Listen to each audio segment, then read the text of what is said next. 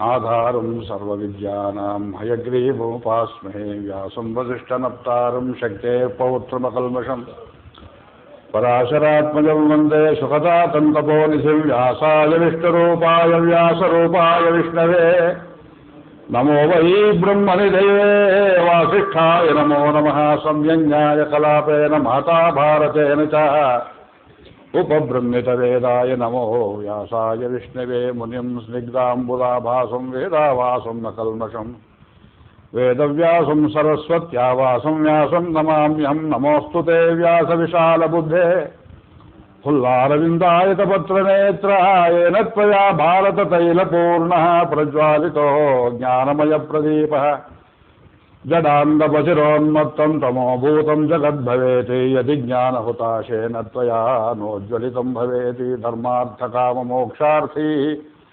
समासव्यासकीर्तनैः त्वया भारतसूर्येण नृणां विरिहतं तमः वेत्ततोत्रैकपाणि ज्ञानमुद्राय कृष्णाय गीतामृतदुहे नमः कृष्णं कमलपत्राक्षं पुण्यश्रवणकीर्तनं वासुदेवं जगद्योनिं नौमि नारायणं हरिं कृष्णाय यादवेन्द्राय ज्ञानमुद्राय योगिने नाथाय रुक्मिणीशाय नमो वेदान्तवेदने सारथ्यमर्जुनस्याजौ कुर्वन् गीतामृतं ददौ लोकत्रयोपकाराय तस्मै कृष्णात्मने नमः करकमलनिदर्शितात्ममुद्रः परिकलितोन्नतबर्हिचूडः इतरकरगृहीतवेत्रतोत्रो मम हृदि सन्निधिमातनोतु शौरिः अग्रे कृत्वा कमपि चरणं जानुनैकेन तिष्ठन् पश्चात्पार्थं प्रणयसदृशः चक्षुषा वीक्षमाणः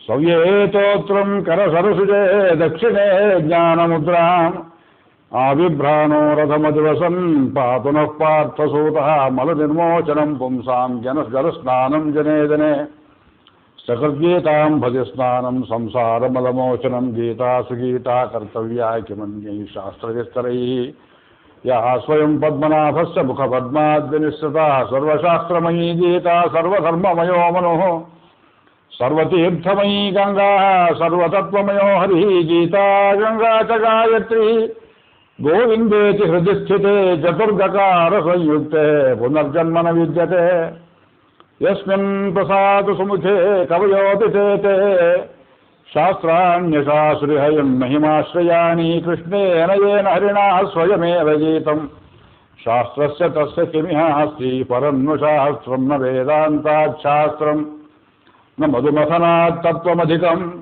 न तद्भक्तात् तीर्थं न तभिमतात् सात्विकपदम् न सत्त्वादारोग्यं न बुधवचनात् बोधमधिकं न मुक्ते सौख्यं न द्वयवचनतो क्षेमकरणं दुर्विज्ञानैः नियमगहनैः दूरविश्रान्तिदेशैः बालानर्हैः बहुविरजनैः शोचतां न स्वपन्थाः निष्पत्योऽहं निजपदमसौ नेतु कामस्वभूम्नः सत्पाथेयं किमपि विदधे सारथिः सर्वनेता अनुचितपदवीभिश्चिन्तयित्वा प्रयातानि अलमलमतिमात्रत्रासु चिन्ताविषादैः उपनिषदमुदाराम् उद्गमन् पाण्डवार्थं शरणनुदगतः नस्त्रायते शार्ङ्गधन्वा भीष्मद्रोणतटा जयद्रथजला गान्धारनीलोत्पला संजग्राहवती कृपेण वहिनी कर्णेन वेलाकुलः अश्वत्थामविकर्णघोरमकरा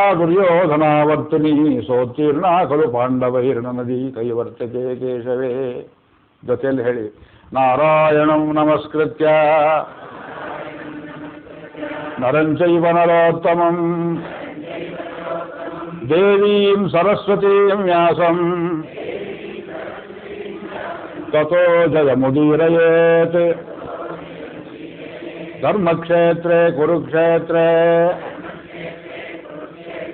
समवेतायुयुत्सवः मामकाः पाण्डवाश्चैव किमकुर्वत सञ्जयः यत्र योगेश्वरः कृष्णो यत्र पार्थो धनुर्धरः तत्र श्रीर्विजयो भूतिः ಧ್ರುವ ನೀತಿರ್ಮತಿರ್ಮಮ. ಶ್ರೀಕೃಷ್ಣಾಯ ಪರಬ್ರಹ್ಮಣೇ ನಮಃ.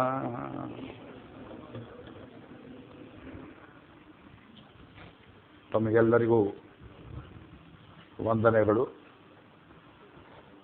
ಇಂದು ಮೂರನೆಯ ಈ ಪ್ರವಚನದಲ್ಲಿ ಅರ್ಜುನ ವಿಷಾದವನ್ನು ಇನ್ನಷ್ಟು ವಿಸ್ತರಿಸಿ ಅವನು ಕೇಳಿದ ಆರಂಭಿಕ ಪ್ರಶ್ನೆಗೆ ಒಟ್ಟಿನಲ್ಲಿ ಎಲ್ಲಿ ಗೀತೆಯಲ್ಲಿ ಉತ್ತರವಿದೆ ಅದು ಒಂದೇ ಕಡೆಯಲ್ಲಿ ಬರುವಂತೆ ಇಂದಿನ ಪ್ರವಚನದಲ್ಲಿ ಮೊದಲು ನಿರೂಪಣೆಯನ್ನು ಮಾಡಿ ಅದರ ಮೇಲೆ ಅನೇಕರು ಬುದ್ಧಿಜೀವಿಗಳು ಅಂತ ಕರೆದುಕೊಳ್ಳುವ ಇಂದಿನ ಕೆಲವು ಭ್ರಷ್ಟರು, ನಮಗೆ ಬುದ್ಧಿ ಇಲ್ಲ, ಅವ್ರಿಗೆ ಮಾತ್ರ ಇದೆ, ವಿಚಾರವಾದಿಗಳು ಅಂತ ಅವರು ತಿಳ್ಕೊಂಡಿದ್ದಾರೆ, ನಮಗೆ ವಿಚಾರವಿಲ್ಲ.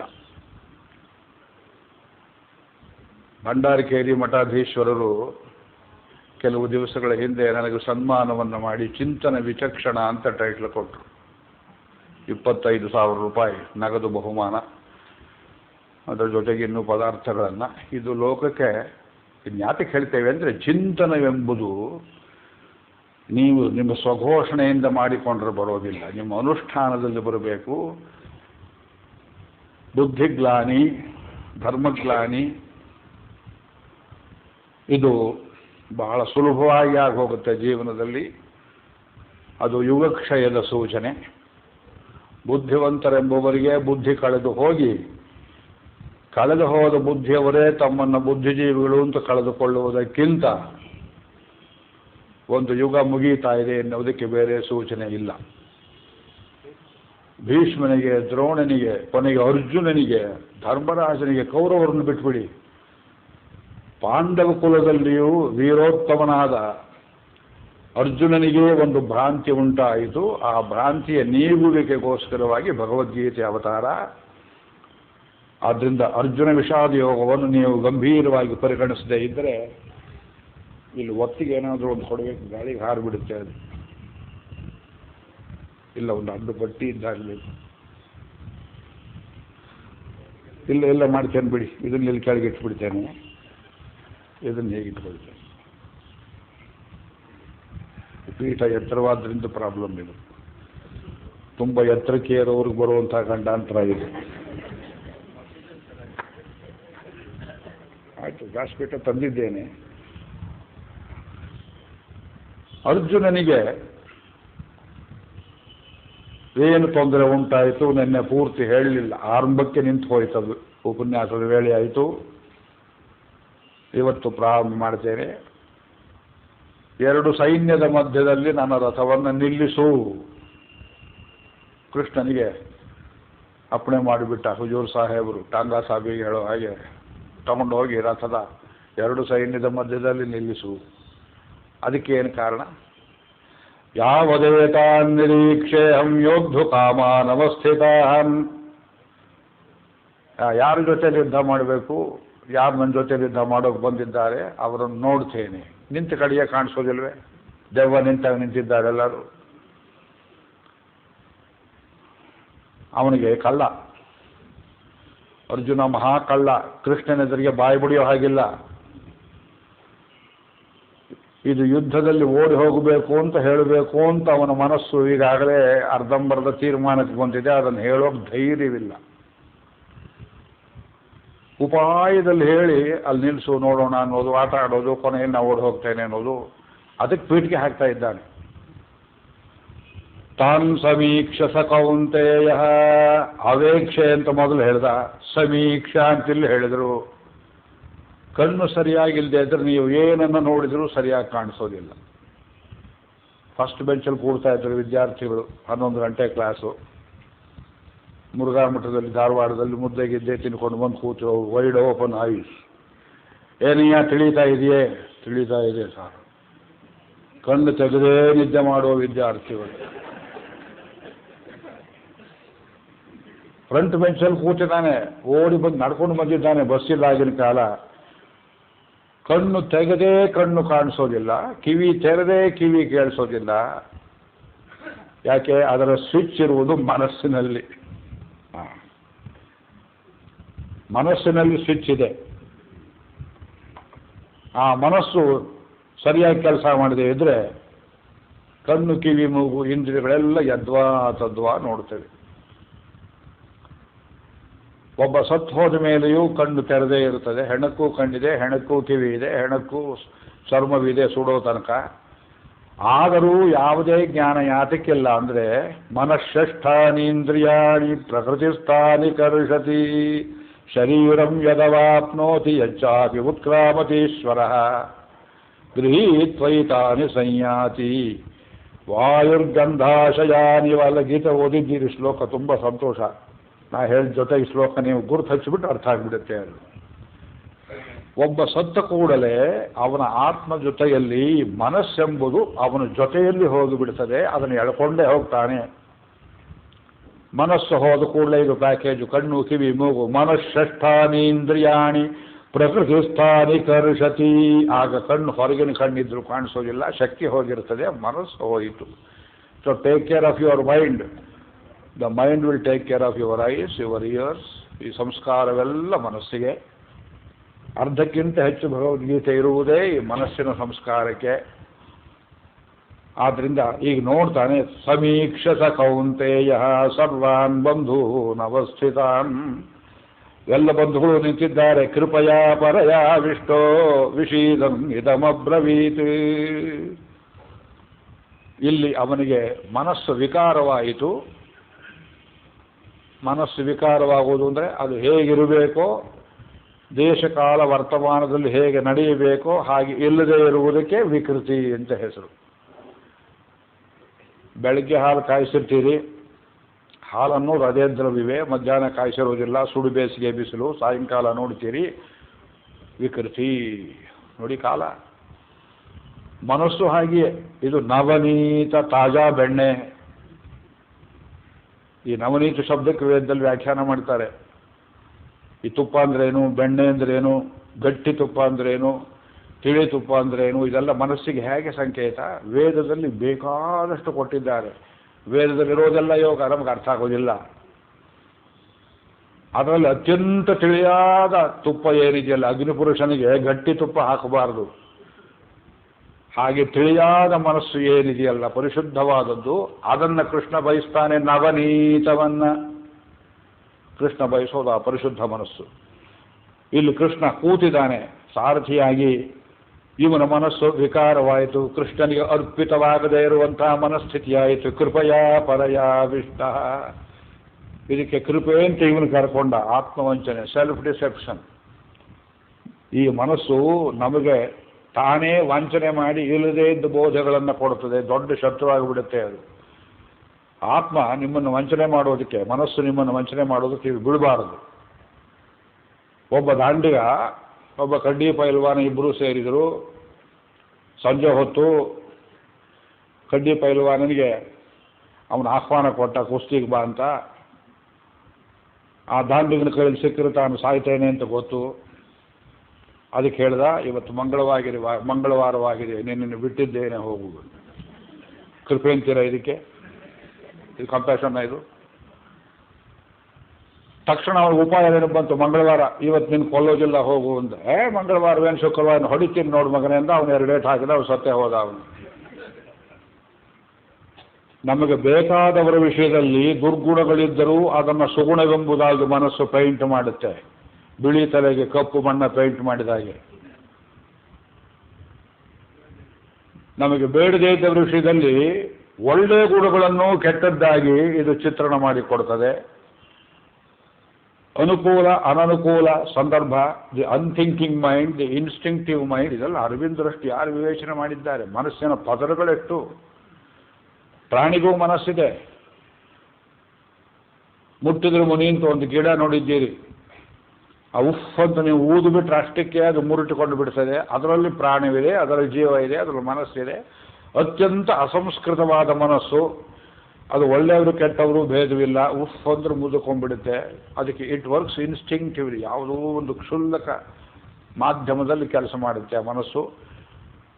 ಸಂಸ್ಕಾರವಂತನಾದ ಮನುಷ್ಯನಿಗೆ ಅತ್ಯಂತ ಪ್ರಜ್ಞಾವಂತ ಸ್ಥಿತಿಯಲ್ಲಿದ್ದು ತನ್ನನ್ನು ತೆರೆದುಕೊಂಡು ತತ್ವಂ ಪೂಷನ್ ಅಪಾವೃಣು ಸತ್ಯಧರ್ಮಾಯ ದೃಷ್ಟಯೇ ಹಿರಣ್ಮಯೇನ ಪಾತ್ರೇಣ ಸತ್ಯಸ್ಯ, ಅದು ಬಾರ್ಡರ್ ಲೈನ್ ಇದ್ದ ಹಾಗೆ. ಮನಸ್ಸಿನಲ್ಲಿ 5-6 ಪದರಗಳಿವೆ. ಅದು ಯೋಗದಲ್ಲಿದೆ, ವೇದದಲ್ಲಿದೆ, ನಮಗೆ ಗೊತ್ತಿಲ್ಲ, ಅನೇಕರು ಹೇಳಿದ್ರೆ ಅರ್ಥ ಆಗೋದಿಲ್ಲ. ಅರವಿಂದರು ತುಂಬ ಶೋಧನೆ ಮಾಡಿ ಬರೆದಿದ್ದಾರೆ. ಅದಕ್ಕೆ ಉಪವಾಸ ಕೆಡಬೇಕು, ಸತ್ಸಂಗ ಮಾಡಬೇಕು, ಒಳ್ಳೆಯ ಗ್ರಂಥಗಳನ್ನು ನೋಡಿಸಬೇಕು. ಆಗ ಮನಸ್ಸು, ನಾನು ನಿನಗೆ ಸೋತಿದ್ದೇನಪ್ಪ, ದಾರಿ ತೆರೆದು ಕೊಟ್ಟಿದ್ದೇನೆ, ಹೋಗು, ಸೂರ್ಯಮಂಡಲ ಭೇದಿಸಿಕೊಂಡು ಹೋಗು. ವ್ಯಪೋಹ್ಯ ಶೀರ್ಷ ಕಪಾಲೇ ಭೂರಿತ್ಯಗ್ನೌ ಪ್ರತಿಷ್ಠತಿ ಭುವ ಇತಿ ವಾಯೌ ಸುವರಿತ್ಯಾದಿತ್ಯೇ. ಇದು ಮುಂದೆ ಹೇಳ್ತಾರೆ ನೋಡಿ, ಇದು ಆಪ್ನೋತಿ ಸ್ವರಾಜ್ಯಂ ಆಪ್ನೋತಿ ಮನಸಸ್ಪತಿಂ ವಾಕ್ಪತಿಶ್ಚಕ್ಷುಷ್ಪತಿ ಶ್ರೋತ್ರಪತಿರ್ವಿಜ್ಞಾನಪತಿ ಏತತ್ತತೋ ಭವತಿ ಆಕಾಶಶರೀರಂ ಬ್ರಹ್ಮ ಪ್ರಾಣಾರಾಮಂ ಮನ ಆನಂದಂ ಶಾಂತಿ ಸಮೃದ್ಧಂ ಅಮೃತಂ ಇತಿ ಪ್ರಾಚೀನ ಯೋಗ್ಯೋಪಾಸ್ವ. ಇದು ಒಳಗೆ ಇದೆ. ನಿಮ್ಮ ಹೃದಯದಲ್ಲಿ ಕಣ್ಣಿಗೆ ಕಾಣಿಸದೇ ಇರುವ ಪರಾರ್ಧ, ದಿ ಹೈಯರ್ ಹಾಫ್, ಅದರಲ್ಲಿ ಆ ಸ್ವರ್ಲೋಕವಿದೆ, ಭಗವಂತ ಇದ್ದಾನೆ. ಅದಕ್ಕೆ ದಾರಿ ಮಧ್ಯದಲ್ಲಿ ಅಡ್ಡಗೋಡೆಯಂತೆ ನಿಂತಿದೆ ಈ ಮನಸ್ಸು. ಇದಕ್ಕೆ ನೀವು ಸಂಸ್ಕಾರ ಮಾಡಿದರೆ ಮೇಲಕ್ಕೆ ಹೋಗೋಕೆ ದಾರಿ ಕೊಡುತ್ತೆ. ಅದು ಸಂಸ್ಕಾರ ಮಾಡಿದ್ರೆ ಅದು ಹೋದ ದಾರಿಗೆ ಬಿಟ್ಟರೆ ಕೆಳಗೆ ತಳ್ಳಿಬಿಡುತ್ತೆ. ಇಲ್ಲಿ ಕೂತಿದ್ದ ಜಾಗದಲ್ಲಿ ನರಕವನ್ನು ಮಾಡುತ್ತೆ. ಇದನ್ನು ತಿಳ್ಕೊಂಡು ಪ್ರಹ್ಲಾದ ಅಷ್ಟಾಕ್ಷರ ಮಂತ್ರವನ್ನು ತಾಯಿ ಗರ್ಭದಲ್ಲಿ ಕೂತವನು 7ನೇ ವರ್ಷ ಉಪನಯನವಾಗಿದೆಯೋ ಇಲ್ವೋ, ಮನೆಯೇವ ಮನುಷ್ಯಾಣಂ ಕಾರಣಂ ಬಂಧ ಮೋಕ್ಷಯೋ. ಶ್ರೀಮದ್ ಭಾಗವತದಲ್ಲಿ ಮನಸ್ಸೇ ಮನುಷ್ಯರ ಬಂಧನಕ್ಕೆ ಮೋಕ್ಷಕ್ಕೆ ಕಾರಣ ಅಂತ ಹೇಳಿದ. ನಾವು ಭಾರತೀಯರು ಇನ್ನೂ ತಿಳ್ಕೊಂಡಿಲ್ಲ. ಪ್ರಹ್ಲಾದನ ಕಥೆ ಹೇಳ್ತೇವೆ, ನರಸಿಂಹಾವತಾರದ ಕಥೆ ಹೇಳ್ತೇವೆ. ಪ್ರಹ್ಲಾದ ಹೇಗೆ ಯೋಗದನ್ನು ಅಭ್ಯಾಸ ಮಾಡಿದ್ದ, ಏನು ಕಂಡುಕೊಂಡ, ಅವನ ಮಾತುಗಳಿಗೆ ಬೆಲೆ ಹಚ್ಚೋದಿಲ್ಲ. ಅವನು ಮಾಡೋ ನರಸಿಂಹ ಸ್ತುತಿಯಲ್ಲಿ ಸಕಲ ವೇದ ಸಾರವಿದೆ. ಮನಸ್ಸು ಹೇಗೆ ಹೇಳ್ತಾನೆ, ಜಿಹ್ವೈಕತೋಚ್ಯುತ ಮನಃ ಪ್ರಸರ್ಷತಿ. 5 ಮಂದಿ ಬೇರೆ ಬೇರೆ ಸ್ವಭಾವದ ಹೆಂಡತಿಯರು ಒಬ್ಬ ಮನುಷ್ಯನನ್ನು 5 ಕಡೆ ಹರಿದು ಚೂರು ಮಾಡುವಂತೆ. ಈ ನಾವಿಗೆ ಒಂದು ಕಡೆ, ಮನಸ್ಸು ಒಂದು ಕಡೆ, ಕಣ್ಣು ಒಂದು ಕಡೆ, ಕಿವಿ ಒಂದು ಕಡೆ, ಶಿಶ್ನ ಒಂದು ಕಡೆ ನನ್ನನ್ನು ಹರಿದು ಚೂರು ಮಾಡ್ತಾ ಇದೆ. ಪ್ರಭು, ಈ ಮನಸ್ಸನ್ನು ನಿನ್ನಲ್ಲಿ ನಿಲ್ಲಿಸಿಕೊಳ್ಳುವುದಕ್ಕೆ ಅವಕಾಶವನ್ನು ಕೊಡು ಅಂತ ಕೇಳಿದ. ಅರ್ಥ ಮಾಡಿಕೊಳ್ಳಿ, ನಿಮ್ಮ ಉದ್ಧಾರಕ್ಕೆ ಬೇಕಾದ ಸಾಧನವನ್ನು ಭಗವಂತ ನಿಮ್ಮಲ್ಲಿ ಕೊಟ್ಟೇ ಸೃಷ್ಟಿ ಮಾಡಿದ್ದಾನೆ. ಮುಂದಿನ ಜನ್ಮ ಹಿಡ್ಕೊಂಡೇ ಹಿಂದಿನ ಜನ್ಮವನ್ನು ಬಿಡುತ್ತದೆ. ಹುಲ್ಲಟೆ ಎಂಬ ಈ ಹುಲ್ಲಿನಲ್ಲಿ ಬರುವಂತಹ ಒಂದು ಕ್ರಿಮಿ, ಕಂಬಳಿ ಹುಳ, ಮುಂದಿನ ಕಾಲಿಂದ ಜಾಗ ಹಿಡ್ಕೊಂಡು ಹಿಂದಿನ ಜನ್ಮ ಬಿಡುವಂತೆ ಮುಂದಿನ ಜನ್ಮ ಸಿದ್ಧ ಮಾಡಿಕೊಂಡೇ ಹಿಂದಿನ ಜನ್ಮವನ್ನು ಬಿಡ್ತೇವೆ. ಇವನಿಗೆ ಅರ್ಜುನನಿಗೆ ಆ ಮನಸ್ಸು ಕೈ ಕೊಟ್ಟು ಬಿಡ್ತು. ಅದಕ್ಕೆ ಕೃಪೆ ಎಂಬುದಾಗಿ ಹೆಸರಿಟ್ಟ. ಕೃಪೆ ಅಂದರೆ ಏನು? ಬಲಿಷ್ಠನಾದವನು, ಧನಿಕನಾದವನು, ಉಪಾಯ ಕುಶಲನಾದವನು, ಆಪತ್ತಿನಲ್ಲಿರುವವನನ್ನು ಸಂರಕ್ಷಣೆ ಮಾಡಬಲ್ಲ ಶಕ್ತಿ ಉಳ್ಳವನು, ಅವನನ್ನು ಕೊಲ್ಲಬಲ್ಲವನು, ರಕ್ಷಿಸಬಲ್ಲವನು, ಎರಡೂ ಅವನ ಕೈಯಲ್ಲಿದ್ದಾಗ ಆಯಿತು, ನೀ ಮಾಡಿದ ತಪ್ಪನ್ನು ಮನಸ್ಸಿದ್ದೇನೆ, ಹೋಗು ಬದುಕೋ. ಬಲಿಷ್ಠನಿಗೆ ಮಾತ್ರ ಕೃಪೆಯುಂಟು, ದುರ್ಬಲನಿಗೆ ಕೃಪೆ ಎಂಬುದು ಇಲ್ಲ. ಬಡವನ ಕೋಪ ದವಡ ಎಂಬುವುಗಳ ಅಂತ ಕೇಳಿದ್ದೀರಿ. ಯಾರು ಆತ್ಮಶಕ್ತಿಯನ್ನು ಚೆನ್ನಾಗಿ ಸಂಪಾದನೆ ಮಾಡಿರ್ತಾರೆ ಅವರು ಕೃಪೆ ತೋರಿಸಬಹುದು. ಅರ್ಜುನನಿಗೆ ಕೃಷ್ಣ ಕೃಪೆಯನ್ನು ತೋರಿಸಿದ, ಕೌರವರಿಗೆ ಅರ್ಜುನ ಕೃಪೆ ತೋರಿಸಿದ. ಇದು ಹುಸಿ ಮಾತು, ಇದು ಕೃಪೆಯಲ್ಲ, ಮನಸ್ಸಿನ ವಿಕಾರ. ವಿಕಾರಕ್ಕೆ ಕೃಪೆ ಅಂತ ಇಟ್ಕೊಂಡಿದ್ದಾನೆ. ಪರಯಾವಿಷ್ಟ, ಅದು ಅದರಲ್ಲಿ ಸುಪೀರಿಯರ್ ಅಂತೆ ಕೃಪೆ.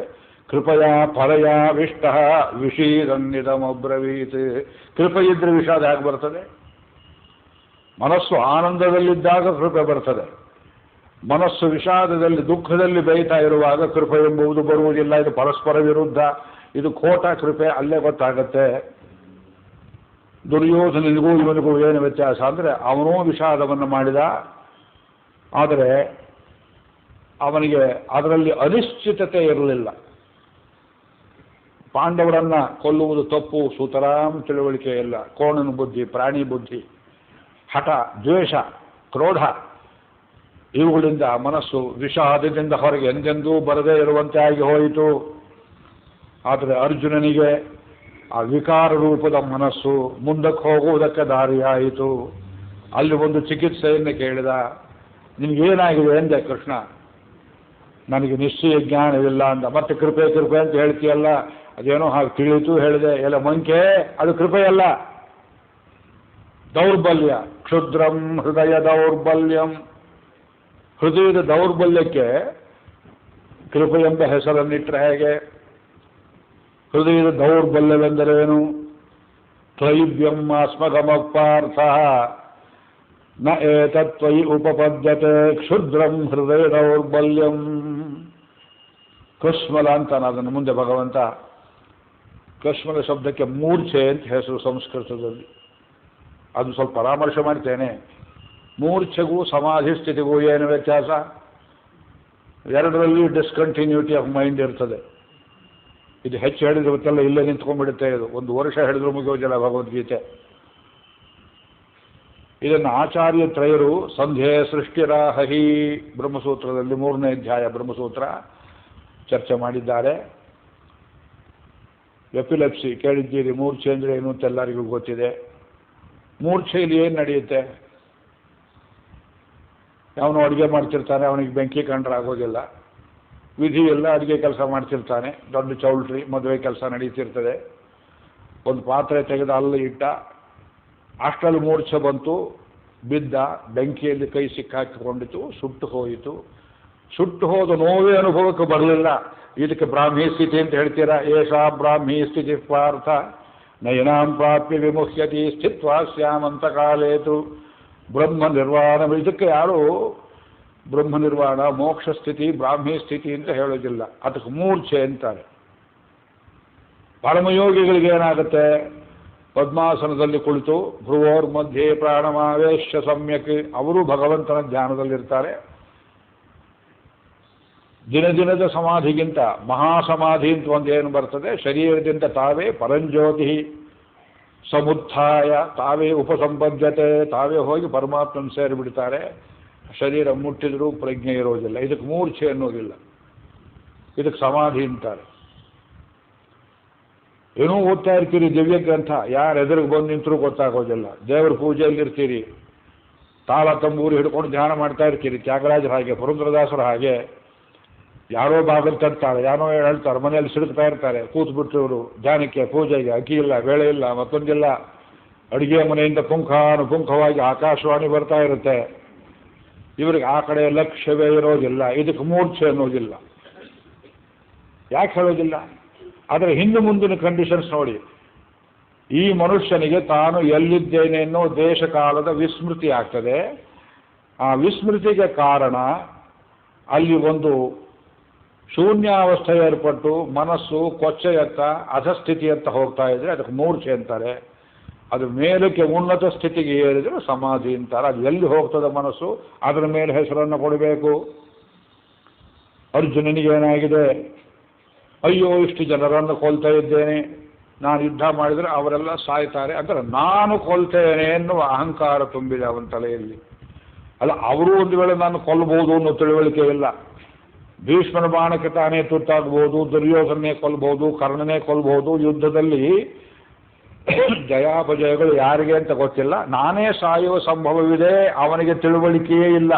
ನಾ ಗೆಲ್ತೇನೆ, ಕೊಂದರೆ ನಾನೇ ಕೊಲ್ಲುವುದು, ಇಡೀ ಯುದ್ಧದಲ್ಲಿ ನಾನೇ ವಿಜಯ ಆಗ್ತೇನೆ, ಭೀಷ್ಮನನ್ನು ಕೊಲ್ತೇನೆ, ದ್ರೋಣನನ್ನು ಕೊಲ್ತೇನೆ. ಈ ಅಹಂಕಾರ ತುಂಬಿರುವಾಗ ಅಯ್ಯೋ ಇವರೆಲ್ಲ ಸತ್ತು ಹೋಗ್ತಾರಲ್ಲ ಅಂತ ಅವರನ್ನು ನೋಡಿ ಸಲ್ಲದೇ ಇರುವಂತಹ ಭಾವದಲ್ಲಿ ಮನಸ್ಸು ಗದ್ಗದಿಸಿ ವೀರನಿಗೆ ಉಚಿತವಲ್ಲದ ಒಂದು ರೀತಿಯ ಮೂರ್ಛಾವಸ್ಥೆ ಪ್ರಾಪ್ತವಾಗಿದೆ. ಕೃಪಯ ಪರಯ ಆವಿಷ್ಟ ವಿಷೀದಮ್ಮಿದಮಬ್ರವೀತ್. ಆದರೆ ವಿಷಾದ ಸ್ಥಿತಿಯಲ್ಲಿ ಮಾತು ಬೇರೆ ಆಡ್ತಾ ಇದ್ದಾನೆ. ಮೂರ್ಛೆಯಲ್ಲಿ ಮಾತನಾಡೋದು ಅಪರೂಪ. ಕನಸಿನಲ್ಲಿ ಬಡಬಡಿಸಿಕೊಂಡ ಹಾಗೆ. ಇಲ್ಲಿಂದ ಮುಂದಿನ ಆ ಶ್ಲೋಕಗಳನ್ನು ಏಕಾನ್ವಯ ಒಟ್ಟು ಕಡೆ ಹೇಳಿಬಿಟ್ಟು ಅರ್ಥವನ್ನು ವಿವರಿಸ್ತೇನೆ. ನಿಮಗೊಂದು ಹೋಮ್ವರ್ಕ್ ಕೊಡ್ತೇನೆ. ಶ್ಲೋಕ ಕೈಯಲ್ಲಿ ಗೀತೆ ಇಟ್ಕೊಂಡವರು, ಬಾಯಲ್ಲಿ ಹೇಳಬಲ್ಲವರು ಅರ್ಜುನನ ವಾದ ಸರಣಿಯಲ್ಲಿ ಎಲ್ಲಿ ತಪ್ಪಿದೆ ಅಂತ ಹೇಳಬೇಕು.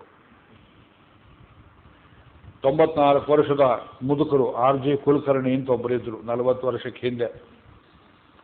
ಧಾರವಾಡದಲ್ಲಿ ನಾನು ಗೀತಾ ಪ್ರವಚನ ಆರಂಭ ಮಾಡಿದ್ದೇನೆ. ಒಂದು ಕಿವಿ ಕೇಳ್ತಾ ಇರಲಿಲ್ಲ, ಪಕ್ಕದಲ್ಲೇ ಕೂತ್ಕೊಂಡ್ರು. ಅಗ್ರಿಕಲ್ಚರ್ ಡಿಪಾರ್ಟ್ಮೆಂಟಲ್ಲಿ ಬಹಳ ದೊಡ್ಡ ಕೆಲಸದಲ್ಲಿದ್ದರು.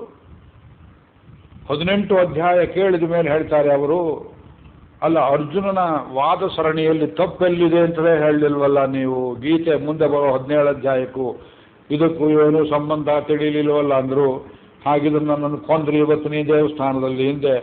ಆಮೇಲೆ ಯೋಚನೆ ಮಾಡಿಕೊಂಡೆ, ಅಲ್ಲಿ ಲಿಂಕ್ ಏನಿತ್ತು ಅದನ್ನು ನಾನು ಹೇಳೋದು ಮರೆತಿದ್ದೆ, ನನ್ನ ತಪ್ಪಿತ್ತು.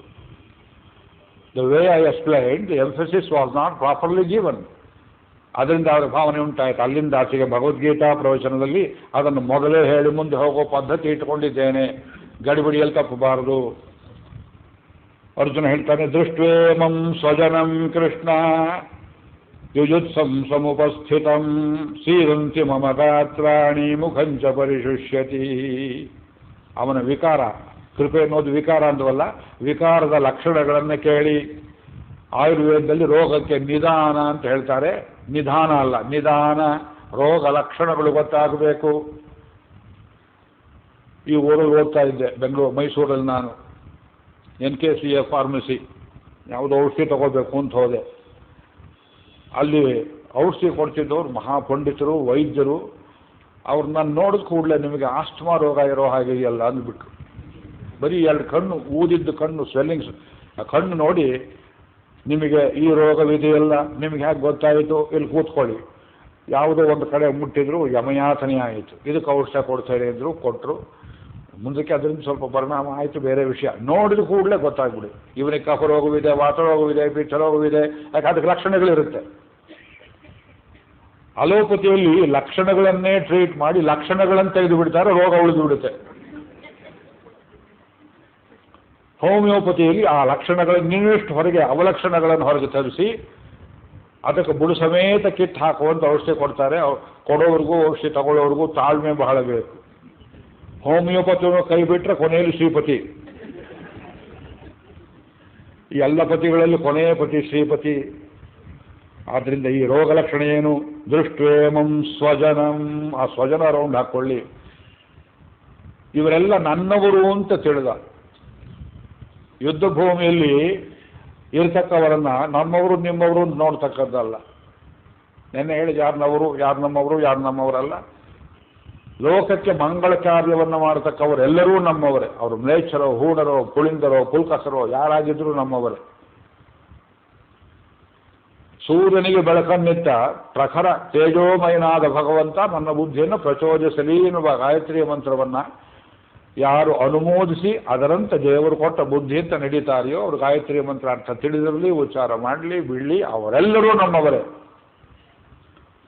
ಯಾರು ನಿಮ್ಮ ಗೋತ್ರದಲ್ಲಿ, ಸೂತ್ರದಲ್ಲಿ, ಮನೆಯಲ್ಲಿ, ರಕ್ತದಲ್ಲಿ ಸಂಬಂಧ ಇಟ್ಟುಕೊಂಡು ದೇವರನ್ನು ದ್ವೇಷ ಮಾಡ್ತಾರೆಯೋ, ವೇದವನ್ನು ದ್ವೇಷ ಮಾಡ್ತಾರೆಯೋ, ಚಿಂತನೆಯನ್ನೇ ದ್ವೇಷ ಮಾಡ್ತಾರೆಯೋ, ಲೋಕ ಕೆಳಗೆ ಹೋಗುವಂತೆ ಅದಕ್ಕೆ ಸಹಾಯವನ್ನು ಮಾಡ್ತಾರೆಯೋ, ಅವರೆಲ್ಲರೂ ನಮ್ಮವರಲ್ಲ.